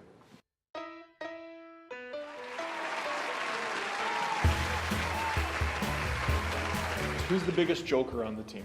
Biggest joker. Justin Hall's just the funniest guy, so I got to go with him. Mitchie. He's always got something to say. He's always loud. One to, I don't know, be the center of attention a little bit, but he's good at it. I'd say Justin Hall or maybe, I'm not going to say Mitchie because he said he was the biggest joker, so we're going with Justin. Justin Hall likes to crack a good joke. Yeah. Mitchie is always up for a good time. He's pretty funny. Biggest joker on the team, probably Justin Hall. You know, I'll take that. I consider that a compliment. But I would say Morgan Riley is pretty funny. He makes some funny jokes. I like his a lot.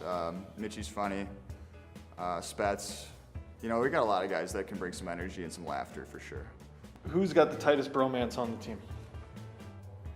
Got to go back to Justin Hall and Mitch Marner. I think they're pretty tight.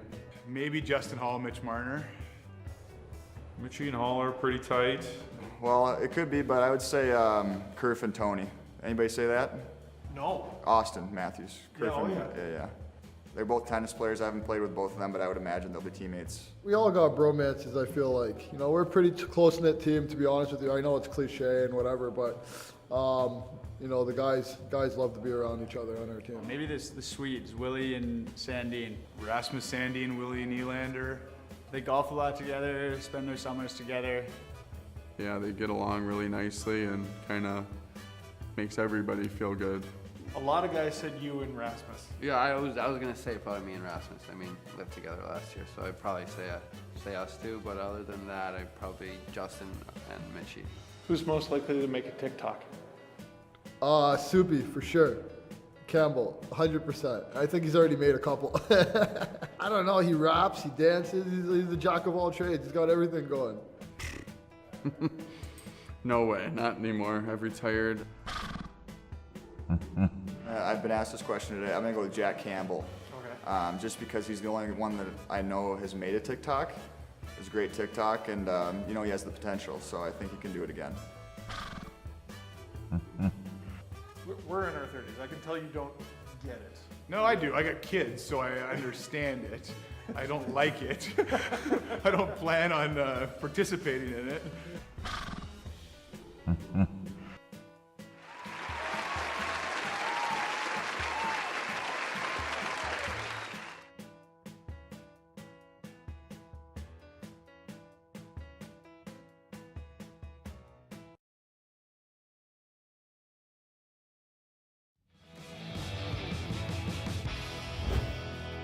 You doing okay, bud?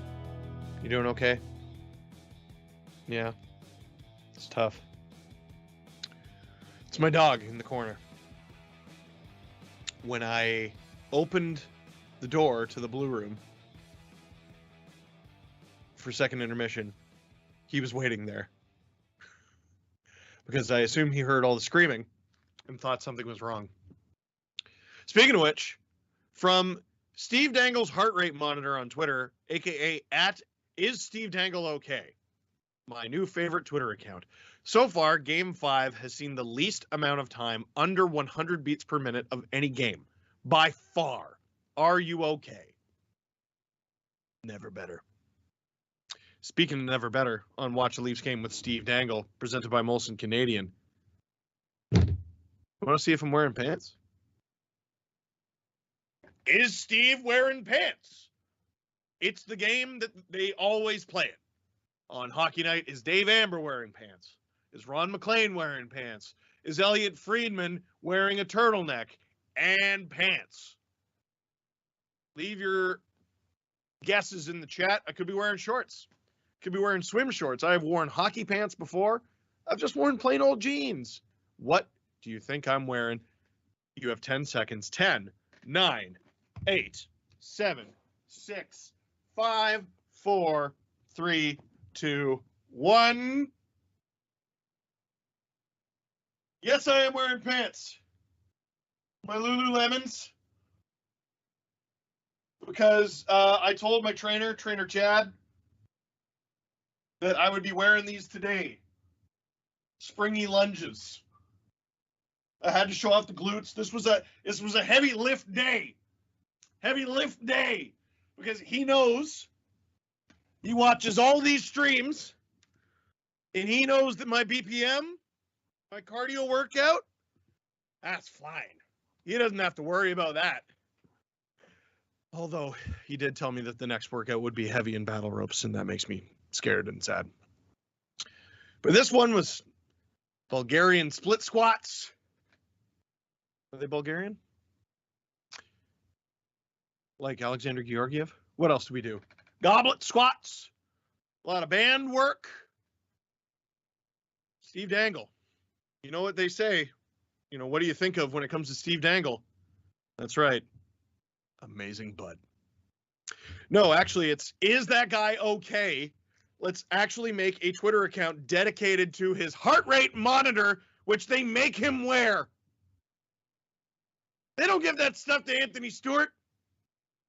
Jennifer Botterill. I've never seen Carolyn Cameron wear one of these. Have her BPM, whatever it's called, come up when she's doing her thing. Why don't they let me on TV? I'll never know. Might have something to do with all the screaming and showing people my bum. Is this entertaining? Is this what you want? Watch a Leafs game with Steve Dangle, presented by Molson Canadian. I'm Steve Dangle. Click like, click subscribe. Tell all your friends. A few minutes before we get to the third period, the most important period of the Leafs season so far. Levi, thoughts on Flames versus Stars? I have enjoyed watching along the Flames Stars series with a young man named Grav. Grav on the Sportsnet YouTube channel has been doing watch-alongs for the Flames Stars series. This dude is like literally half my age and has an energy that I have never had at any point in my entire life. Like, you think I'm a motor mouth. This kid goes. And I don't even know if he drinks coffee. He just goes. So I have enjoyed the series through him. And thank goodness he's around, because by and large, that series has sucked. It has been, honestly, it's probably beautiful hockey. Beautiful hockey. Beautiful defensive hockey. If you're a Dallas Stars fan, there's no reason to hate it. Calgary Flames I think I would hate it if I was the Flames. But as an outside neutral observer, boo, boo, hiss. Penguins, Rangers, I'm on board. Caps, Panthers, I'm on board. What else has been going on? Oh, Minnesota, St. Louis, I'm on board. They've actually, LA, Edmonton. Well, if they could play an even game, that might be interesting. Game 1 was a good game. But this, man, I have the Flames going all the way to the Cup final in my bracket and losing to the Leafs. But Dallas is giving them a run for their money, and unfortunately, it's by playing the worst hockey possible. No hate. No hate. Listen, they got a defensive structure and Jake Ottinger. Ride that pony. Hope it works. But as a neutral observer, ew. By the way, would you like to drink from the Stanley Cup? I bet you would. Well, the next closest thing is the limited edition Stanley Cup batch. If you don't know about it by now, then I haven't been doing my job. But it is my mission on Earth to make sure you know about the limited edition Stanley Cup batch from Molson Canadian. It was a batch of Molson Canadian that was kissed by the Stanley Cup itself in the brewery itself. You can get it where they sell beer. One of those places is the LCBO. The limited edition Stanley Cup batch, Molson Canadian. It's a wonderful thing. Also, merch. Shopsportsnet.store. This is a toddler shirt. Toddler. You can get all sorts of kids merch now. That's new to the store. I'm not wearing it. That's some of our adult stuff. New collection. If you bite someone once, it's biting. If you bite someone twice, it's eating. Welcome to the Paddle Save Emporium. Get that for your weird goalie friends who are also probably drummers. That's how it works. If you're a goaltender, tend the goal. all the classics, that beer stein that I didn't even mention. Lots of stuff. Do you want me to tell you about all the stuff individually? No, of course you don't. That's a waste of time. You know, it's not a waste of time. If you go look at it yourself, shop sportsnet.store. Darcy, oh my God, Tucker? Darcy, where would you take the cup if you had it for a day? Oh. Oh. Oh. Oh. Oh.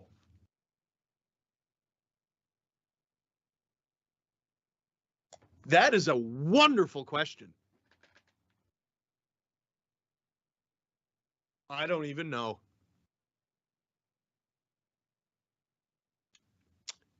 You know where I might take it? There's a park near where I grew up called it's called Bill Hancock's Park. It's across the street from Sir Oliver Mowat. That was my high school. 2 members of the Bare Naked Ladies went to that high school. I don't know if Chris Draper did, but Mike Ricci did, I think. Who else went to Mowat? Paul Tracy?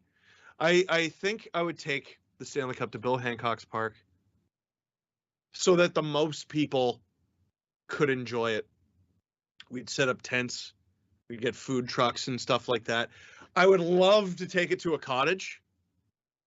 But like all my friends' cottages that I can think of, like I want to share this experience with as many people as possible. And the problem with bringing a Stanley Cup to a cottage is I feel like it's logistically a disaster because you're talking about like hundreds of cars parking on gravel roads, just mangling a community that's usually not got that many people in it. That's my dog Iggy walking in the background. How you doing, bud? Oh, he can't watch the third period. He's too nervous. I get it, buddy. It's okay. I love you. As the third period begins, the most important period of the Leafs season has begun. Tampa 2, Toronto 1. The Leafs did such a good job getting back in this game in the second after really getting their show ran in the first. Lightning iced the puck. Obviously, intermission was a big factor. Going from the first to the second, what is going to happen? Celebrate Asian Heritage Month with CBC and second to CBC third. Jam. Producer Drew reminding me I would probably do something with Easter seals. I would. But what would it be? Like I would have to invite them. Leafs put it on. And Matthews on it. He leads the Leafs in ice time. 15:58 through 2 This is difficult as a fan because I have to talk through this, but I just want to watch nervously. Matthews puts it on. Marner has it in the corner. Put on by Muzzin, and it's blocked by the Tampa Bay Lightning. Marner does a good job putting pressure at the point, and he limits Tampa's breakout, and the Leafs will just start over again. Bunting, I thought he was getting it deep. He got it to Matthews, and gets it deep again. Tampa looks like they're finally going to get their breakout here. Steven Stamkos going for it against Morgan Riley. William Nylander comes up with it. Ooh, almost a good pass. Tampa breaks it up. Big hit at the blue line. I think that was Lyubushkin. He's got to get back in the play, though. Got to get in front of that net. Front of that net was left way too wide open. I didn't like that deflection at all. Leafs trying to get it out. Tampa not letting them. That's a good poke there from Tavares. His game is night and day from Game 4, in my opinion. He's looked great tonight, and he's got the Leafs' only goal of the game, tipping in a William Nylander opportunity. William Nylander shot. It must have been, it hit off Tavares and then hit a Tampa skate in front, because it definitely went in off a Tampa skate. That, or they're going to reverse it. I never saw it actually make contact with Tavares, but we've only seen the replay a couple times. I haven't got out my magnifying glass. I've been kind of thinking about the thousands and thousands of people in this chat right now for Watch the Leafs game with Steve Dangle, presented by Molson Canadian. Rebound in front. Campbell with the initial stop. The Leafs clear it. But we got a penalty. Kucherov down in front. Just a good save by Jack Campbell with Can someone take him down? He's not liking it. Puck gets turned over right to the front. What happened? With the tip right in front, and there's Giordano who gets tied up with Kucherov. Oh, Kucherov, I was looking at the wrong player. So here it is right here. And oh, please tell me it's not Kampf. Is it Kampf on point? That looked like a good stick lift to me.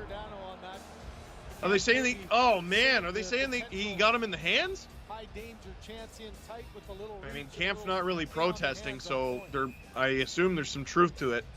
But now the Leafs' most crucial penalty kill of the entire season, arguably their most crucial penalty killer, is in the box for it. Tampa flubbed face-off. They'll have to do it again. Kerfoot taking the face-off against Stamkos. With David Kampf in the box. Tampa wins. The Lightning get space. Hedman creating even more. And we got another penalty? And I think it's going on the Lightning. Steven Stamkos going to the box. And we're going to get a minute 50 of 4-on-4. The sixth instance of 4-on-4 since the beginning of Game 4. What happened? Oh, he shanks Brody right in the face. I don't know what the argument is from Stamkos. I don't know how Brody could have done that himself. And the Leafs dodge what are those bullets from Super Mario called? Oh, just whistle normally. I think the officials. Attention here. Oh, yeah, I can do the finger whistle thing. Shut up. Shut up. Boo. Boo, hiss John Arbuckle. Boo. And the Leafs, with William Tavares on the ice, have an opportunity to tie this game up with some open ice 4-on-4 for the next minute and 40 seconds. Almost said minute 50, but I looked up at the clock. You got to get the most up-to-date updates. Nylander gains the zone. Great job. Flying around. He's got to do something with it, though. Gives it to Tavares. Tavares needs an outlet, though. Riley was open, but Tavares was behind the net. Tavares. Oh, in front of Riley. He scores! He scores! Morgan Riley! Tavares found his open man! And the Leafs tie it at 2! 3 minutes in to the third period! The Leafs' most important penalty kill of the season! Kills the penalty in just 10 seconds! And with the game at 4-on-4, Tavares, for the second time in 2 games, it's a primary assist, and Morgan Riley buries it! We have a brand new game! 2-2 in the series! 2-2 in the game! And this is the best time of year, baby! 2-2! And now on to the most important 17 minutes of the Leafs season. Still over a minute and 10 seconds of 4-on-4 to go, and Tampa's got a 2-on-1. Broken up. Matthews will bring it the other way. No penalty. Matthews, girls drag, fires, goes up and wide. The Leafs will recover it. Here comes Matthews. Big move. It's picked off. And earlier today, big hit there by Matthews. Back comes Kucherov. Jesse Blake texted me because I just wanted money. I forgot about that before the game. He's like, "What's Morgan Riley going to do? Is he going to get a point?" I said, "Guaranteed." You're welcome. Anthony Cirelli picked off. Justin Hall, you got to admit he's had a good night. Here comes Mikheyev. Out to Ilya Mikheyev. Mikheyev, one-handed. Look at him go. Look at him go. Loses the puck behind the net, but at least he gets it deep. Still 4-on-4 here. We got about 10 more seconds of that. Jack Campbell, watch it. Plays it behind the net, and the Leafs will break it out. Don't forget, the Leafs are about to get 10 seconds of a power play here. And William Nylander with an open shot. Scores! Scores! Are you kidding me? Are you kidding me? William Nylander puts the Leafs up 3-2. Less than 5 minutes into the third period. The Leafs down 2-1 at the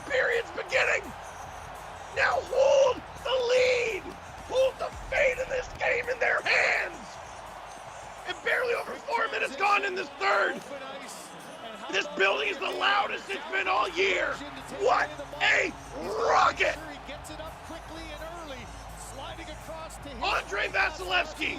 We make him sound so immortal. So immortal. After the Lightning lose a game. It's happened in this third. What a turnaround. Tell you what. Penalty to 2 goals for. Let's give him his wish. Let's make him lose.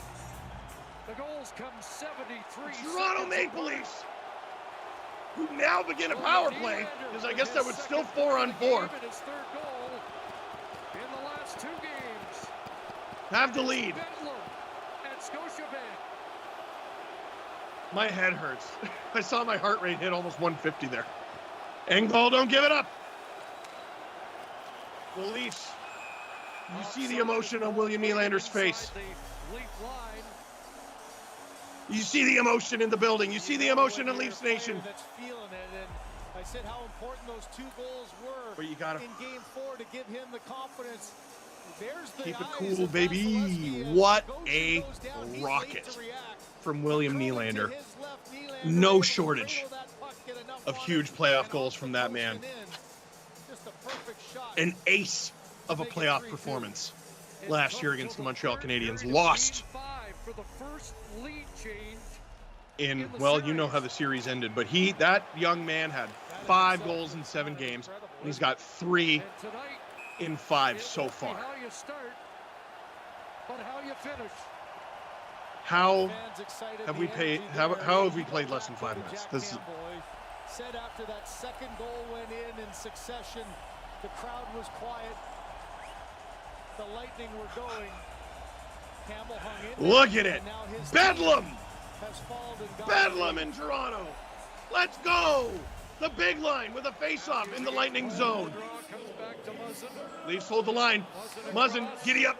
Get on that pony. Brody fires it around. Marner takes a shoulder check, but it's played past him and out. The Lightning, you gotta watch it. He's got a man. Oh. In front. Watch the man in front. Leafs fortunate to not get a bad bounce there, and the Lightning digging in the corner. Will they be able to get out of the zone? Not yet. Get it behind the net. Matthews, oh my goodness, abusing Ross Colton there. The Lightning hold the zone until they don't. Oh no. Bunting got hit in the knee there, and he looked very uncomfortable.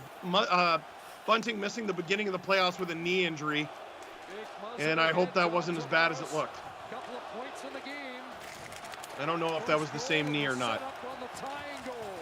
Oh my goodness, that building is rocking. Bang! From Giordano. Captain of the Calgary Flames, dreamed his whole life of playing for the Toronto Maple Leafs, and here it is. Hoping to give them their first series win since 2004, and exactly 6 minutes into the third period, Vasilevsky gloves it, giving the Leafs an offensive zone draw. The crowd's been a factor in these home games. In Game 1, Sheldon Keefe called them the first start. In Game 2, Producer Drew informing me that I hit 162. What looked bleak early on got them to their feet in a help of the Okay. whole team to try to give them some energy. That feels not 5 good. games in a row, Vasilevsky's given up 3 goals or more. That hasn't happened. I wonder if it had something to do with me shaking, like shaking my hands, if I tricked the monitor into thinking I had extra heartbeats. I don't know.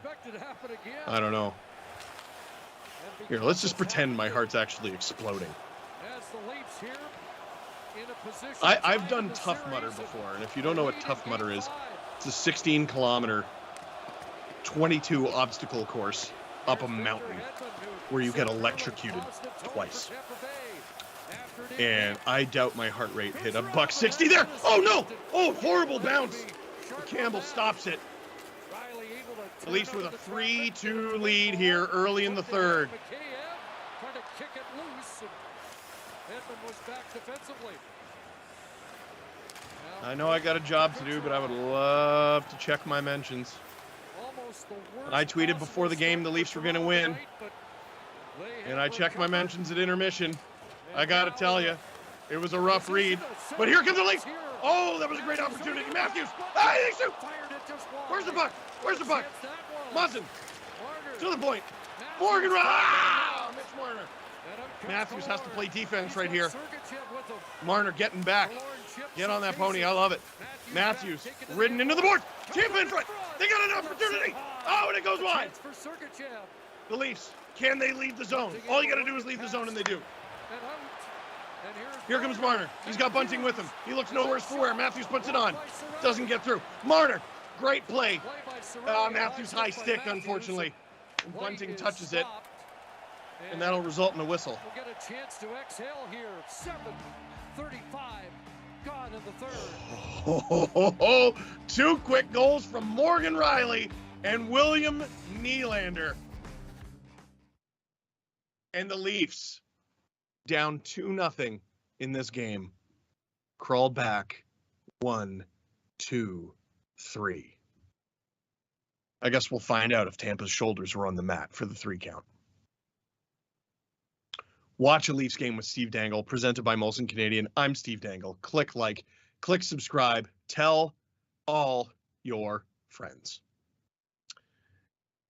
Looking like tomorrow is a coconut oil in the coffee morning. If this is your first stream with me, I'll let you in on the secret. If you ever have a sore throat, if you ever lose your voice, not a sore throat necessarily, because that might mean you're sick. But if you've lost your voice, you had a bar night, you were at a game, you were screaming in general. You know, we've all had a tough time these last couple of years. You can scream for whatever you want. I like to put honey and coconut oil in my coffee. You can stir the coconut oil in the coffee. I find it's better when it is blended, frothy. And I find the coconut oil coats my throat and it heals it very quickly. It also acts as a great repair for chapped lips. I find coconut oil, there's nothing it can't do. Daniel has a question. Are you in? And my answer is yes. Galactic Space. Well, that's how space works, isn't it? Galactic Space. Did you enjoy doing Watch a Habs game? I did. Watch a Habs game with Steve Dangle is what I did after the first round last year because of mumbles. But I don't want to do it again because I'd rather do it for the Leafs because I'd rather the Leafs win. And here's the funny thing. Here, I'll let you in on this. This is so cool. Wait, they're going to. 12.5 to go here in the third. Shots 25-20 for Tampa. Goals 3-2 for the Leafs. And that's what matters. I didn't like that there from Hagel. The Lightning have had a few plays in the last couple minutes where they've sort of gotten into the slot. The Leafs have done a good job preventing them from getting the puck to the open man in the slot. But the point is they have men open. On from the point. Wide of the net. Leafs got to get to it. Matthews got to watch the slash. And after a parade to the penalty box. Oh, no! Oh, no! Ryan McDonagh ties it with a blast. The big line gets hemmed in its own zone. And Ryan McDonagh with an 89-mile-an-hour bomb ties this thing at threes. Tampa Bay Lightning, baby. If you thought this was going to be easy, you got another thing coming. Ross Colton knocking Morgan Rielly down in front. That ruined the situation in front. Labushkin not near enough to McDonagh. And it's 3-3. 11:43 to go in the third. Is this going to be our first overtime game? Or does the game-winning goal get scored in the next 11 minutes and 40 seconds? Kerfoot gets it deep.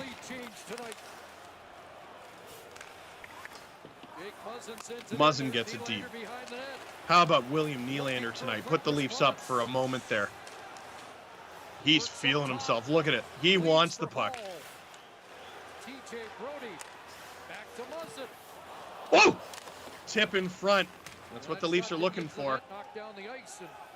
And after a genuinely useless several games, this second line is really a factor right now. I think Sheldon Keefe, at least for the time being, has found the secret sauce with Kerfoot, Tavares, and Nylander. Tavares and Nylander individually easily having the best game of the series for each of those two. Easily.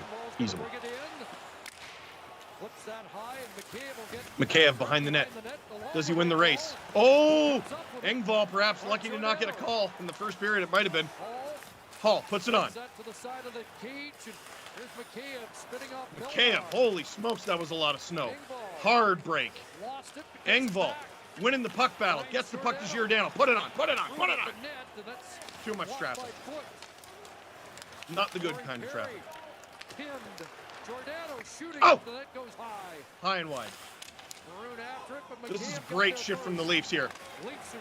Mikheyev holding the fort while the Leafs go for a line change. And the big boys back out there. They have to redeem themselves from the shift that allowed Tampa to tie the game. Bunting crosses the line. Right back out. Under 10 minutes to go here. Under half a period to play here in this third period. Matthews trying to feather it in for Bunting. Doesn't work. Leafs got no one deep. Forced to retreat. Braden Point, man, that guy can carry the puck. The Leafs got a lot of puck watching on him right now. Morgan Rielly takes him into the boards. Morgan Rielly gets it to Matthews, and he gets it out. This is too much surviving. We need more thriving. Rielly behind the net. To Labushkin.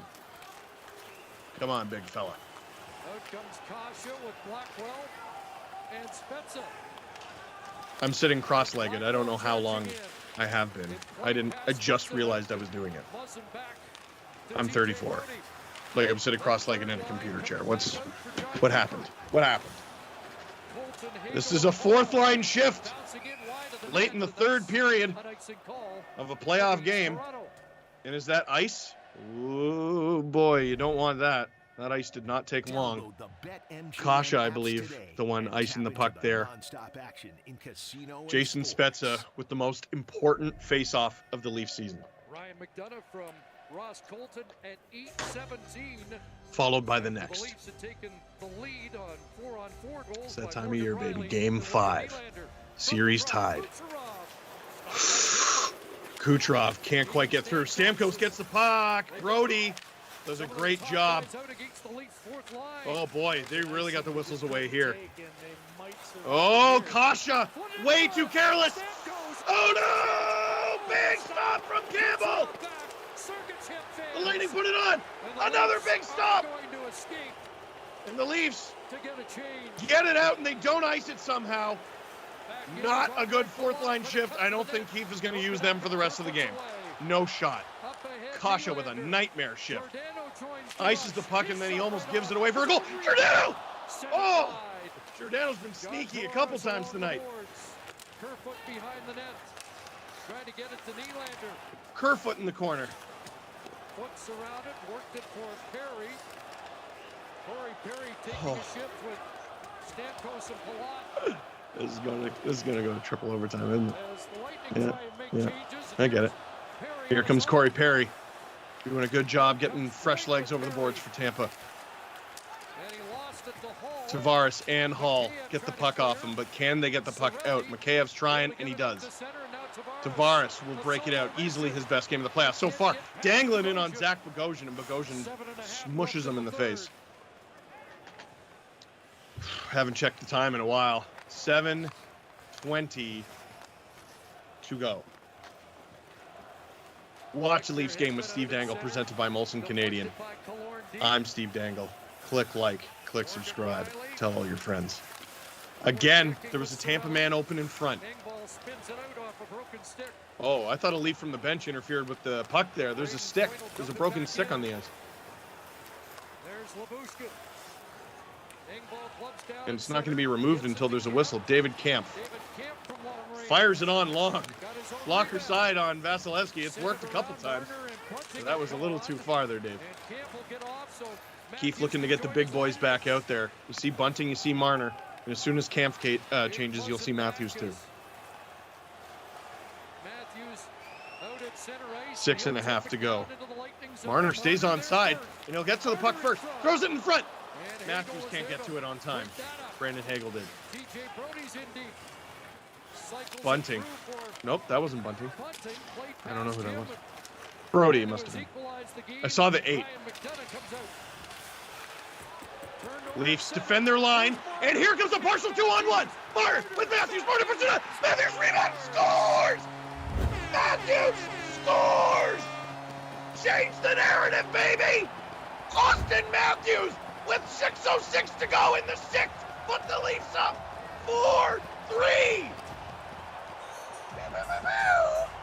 Austin Matthews with his 3rd goal of the series. What a read in the neutral zone. And what a stop here from Jack Campbell. Look at this. Right off the shoulder from Kucherov. That's when I screamed, oh no. Instant analysis, I know. Bunting with an excellent read in the neutral zone. Matthews to Marner. Marner puts it on. And Matthews with the rebound. Buries it. The Leafs with 6 minutes and 6 seconds to defend this lead. Can they do it? 3 goals. That dude's not even wearing a shirt. There's a bunch of dudes not even wearing a shirt. None of us should be wearing shirts because the Leafs have a 4-3 lead. With 6 minutes and 6 seconds to go. Andrei Vasilevskiy has allowed 3 goals this period. The Tampa Bay Lightning have allowed 3 goals this period. The Tampa Bay Lightning have blown a 2-0 lead in this game. Don't tell me the Leafs are fragile. Don't tell me the Leafs don't have what it takes. Don't tell me nothing about championship pedigree. No one has championship pedigree until they get it. This is the Leafs' opportunity to prove that they belong and take it. He's upset about that. What a play by We should really have a toe tapping Marner as well. 5 minutes and 30 seconds to go in this game. Maroon gets it deep. Tampa probably going to look for a big 4th line shift here. I imagine the last 4th line shift of the game. Wouldn't be surprised to see Big Rig or Perry out there with an extra attacker though.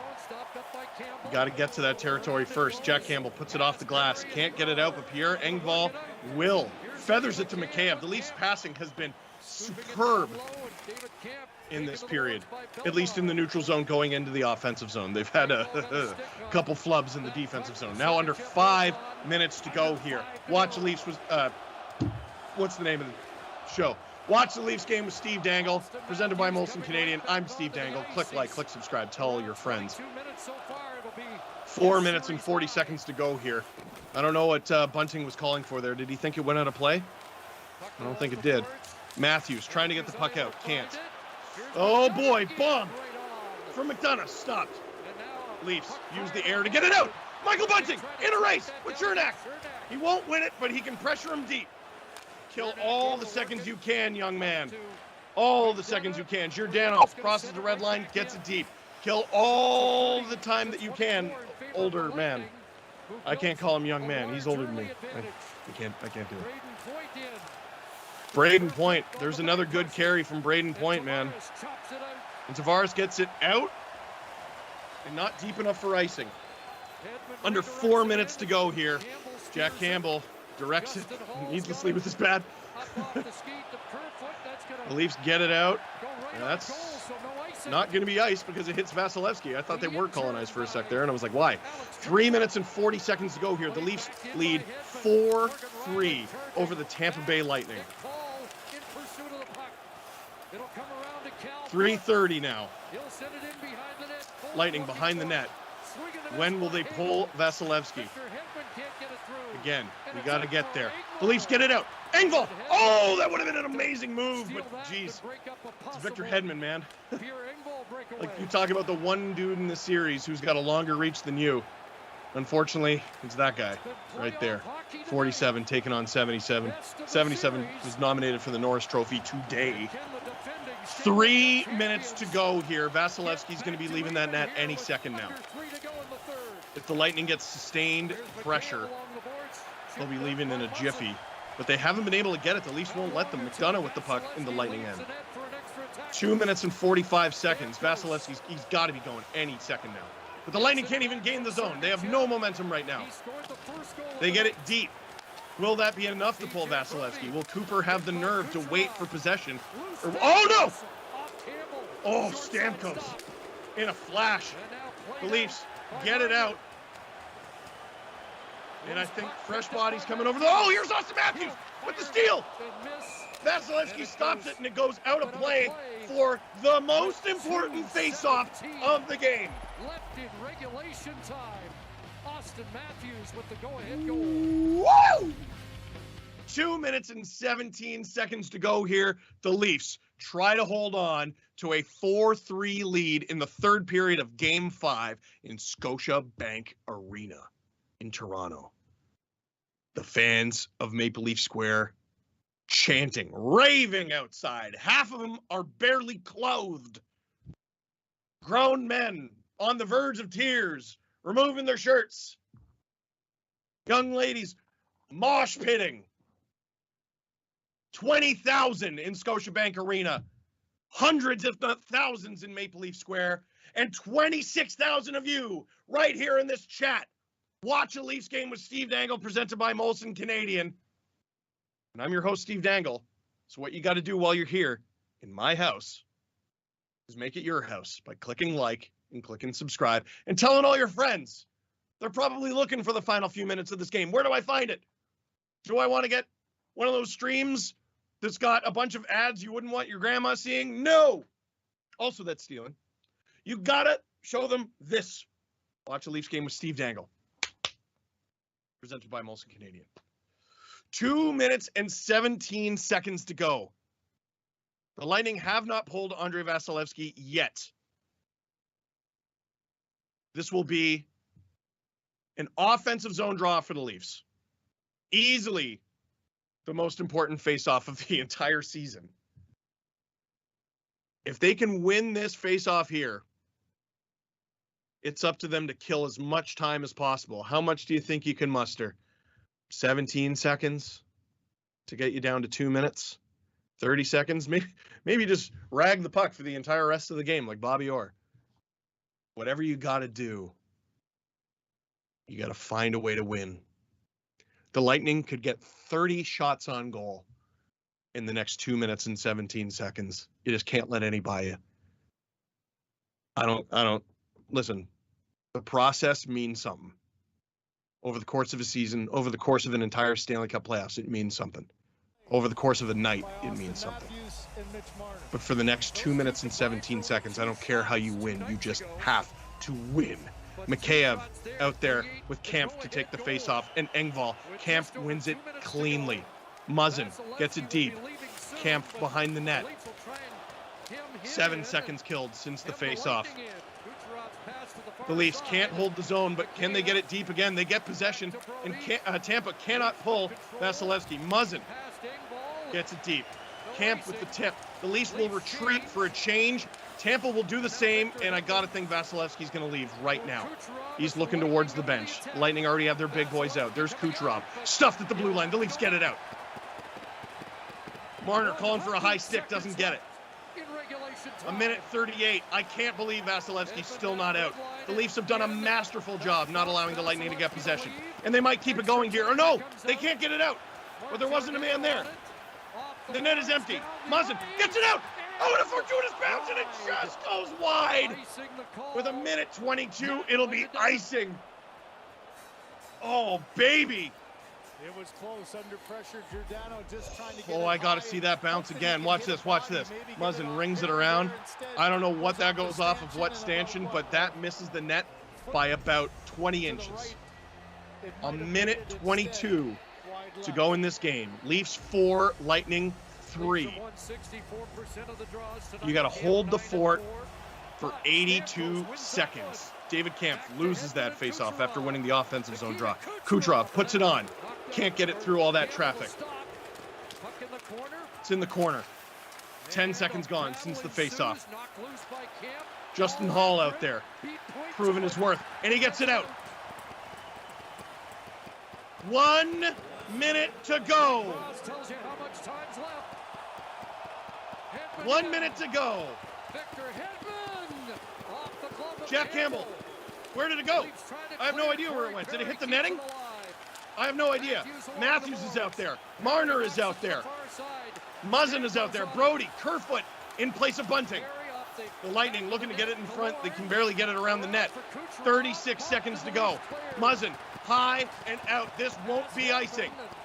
No way, says the ref. Under 30 seconds to go. Victor Hedman, nominated for the Norris today, gets it deep. And it'll be icing! It'll be icing! 21.9 seconds to go. 22 seconds basically to go.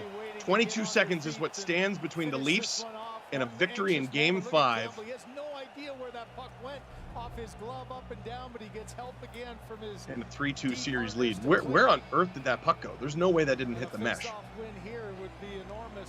You got to think Kampf is out there for this. Kampf, Engvall. Is that Kerfoot or Mikheyev? It's Mikheyev. 20 seconds to go. Leafs lose the faceoff. Vasilevsky's going to scamper to the bench. Get it out, get it out, get it out. And the Leafs do. Kampf fires for the empty net. Vasilevsky out there. How is he still out there? 5, 4, the Lightning put it on. Campbell gloves it. They win! They win! The Toronto Maple Leafs erase a 2-goal, not third period deficit. The Toronto Maple Leafs erase a 2-0 deficit from the first period. They looked awful. They looked abysmal. Tampa looked dominant. Tampa looked like a team that's won back-to-back Stanley Cups. And the Leafs licking their wounds in first intermission. Bit by bit by bit. Come back. Willie puts it on. Tavares gets a piece of it. It goes off a skate. It's a greasy one. They get one back. John Tavares sniffing behind the net. Looking for an open man. He gets Morgan Riley. Buries it. William Nylander. A rocket to give the Leafs a 3-2 lead. McDonough with a blast to tie it. But you can't even say the Leafs bend and didn't break. There was no bend. They held strong. They continued to be the better team for the rest of the third period. An old faithful Marner rebound to Austin Matthews for the game winner. Heroics at the end from Kampf, Mikheyev, and Engvall. What a shutdown line. What speed. What tenacity. And some unbelievable saves from Jack Campbell. And the Toronto Maple Leafs head back to Tampa with a chance to win 2 series. One against the back-to-back reigning Stanley Cup champions. And another against the Dragons and Demons inside their head. And what they learned tonight is the Dragons and Demons in their head bleed. Let's get to some of your questions before we wrap this up. I don't know how long I'm going to be able to. The game's over. They won, and I'm still over 110 beats per minute. Emily, will you be upset if the Leafs win in 6 and ruin your in 7 prediction? No. No, not even a little bit. Shadow Mask, I'm not going to light you up for this because I assume you asked it. I think you asked this at intermission. Is it worth putting Sandin in to give Willie a boost?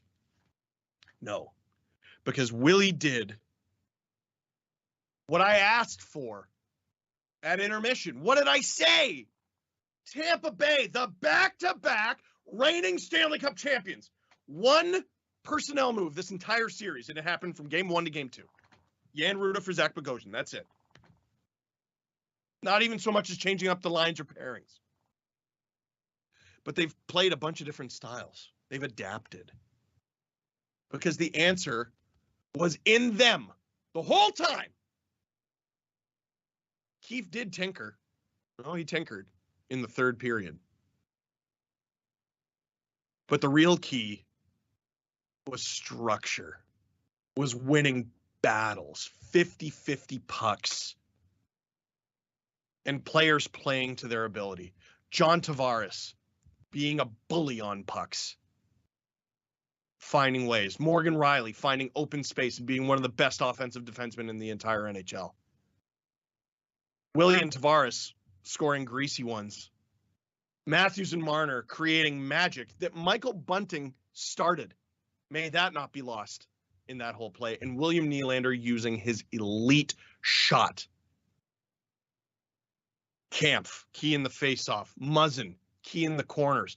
Justin Hall, after being called the worst defenseman on the team, answers back with easily his best game of the playoffs, maybe his best game as a Leaf. We'll see if he stays in the lineup for Game 6 against Tampa. My bet is probably. And Jack Campbell, incredible saves. All night.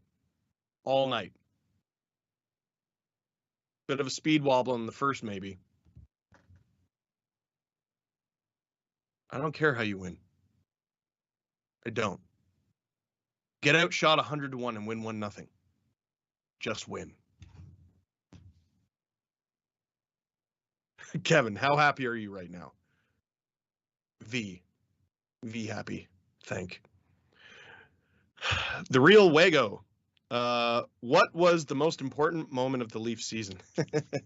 I'm going to go with Matthews scoring the 4-3 goal, followed by Kamp's offensive zone faceoff win, not allowing Tampa to get Andrei Vasilevsky out of the net, followed by all the great defensive plays the Leafs had in the neutral zone and in their own zone to prevent Tampa from getting the game-tying goal. And let's end this. Last one. Lol Master, do you think last year's team could have accomplished this comeback? No. No, I don't. Listen, they had some amazing comebacks. They've had some amazing comebacks. And even last year. My frustration heading into first intermission was with the fact that this Leafs team has shown us with numbers, shown us with our eyes and ears all season long that they were better, so much better than what they showed us in the first period. And in periods 2 and 3, they proved it. Now you got to win one on the road in Tampa. Sounds like a tall task after what happened in Game 4.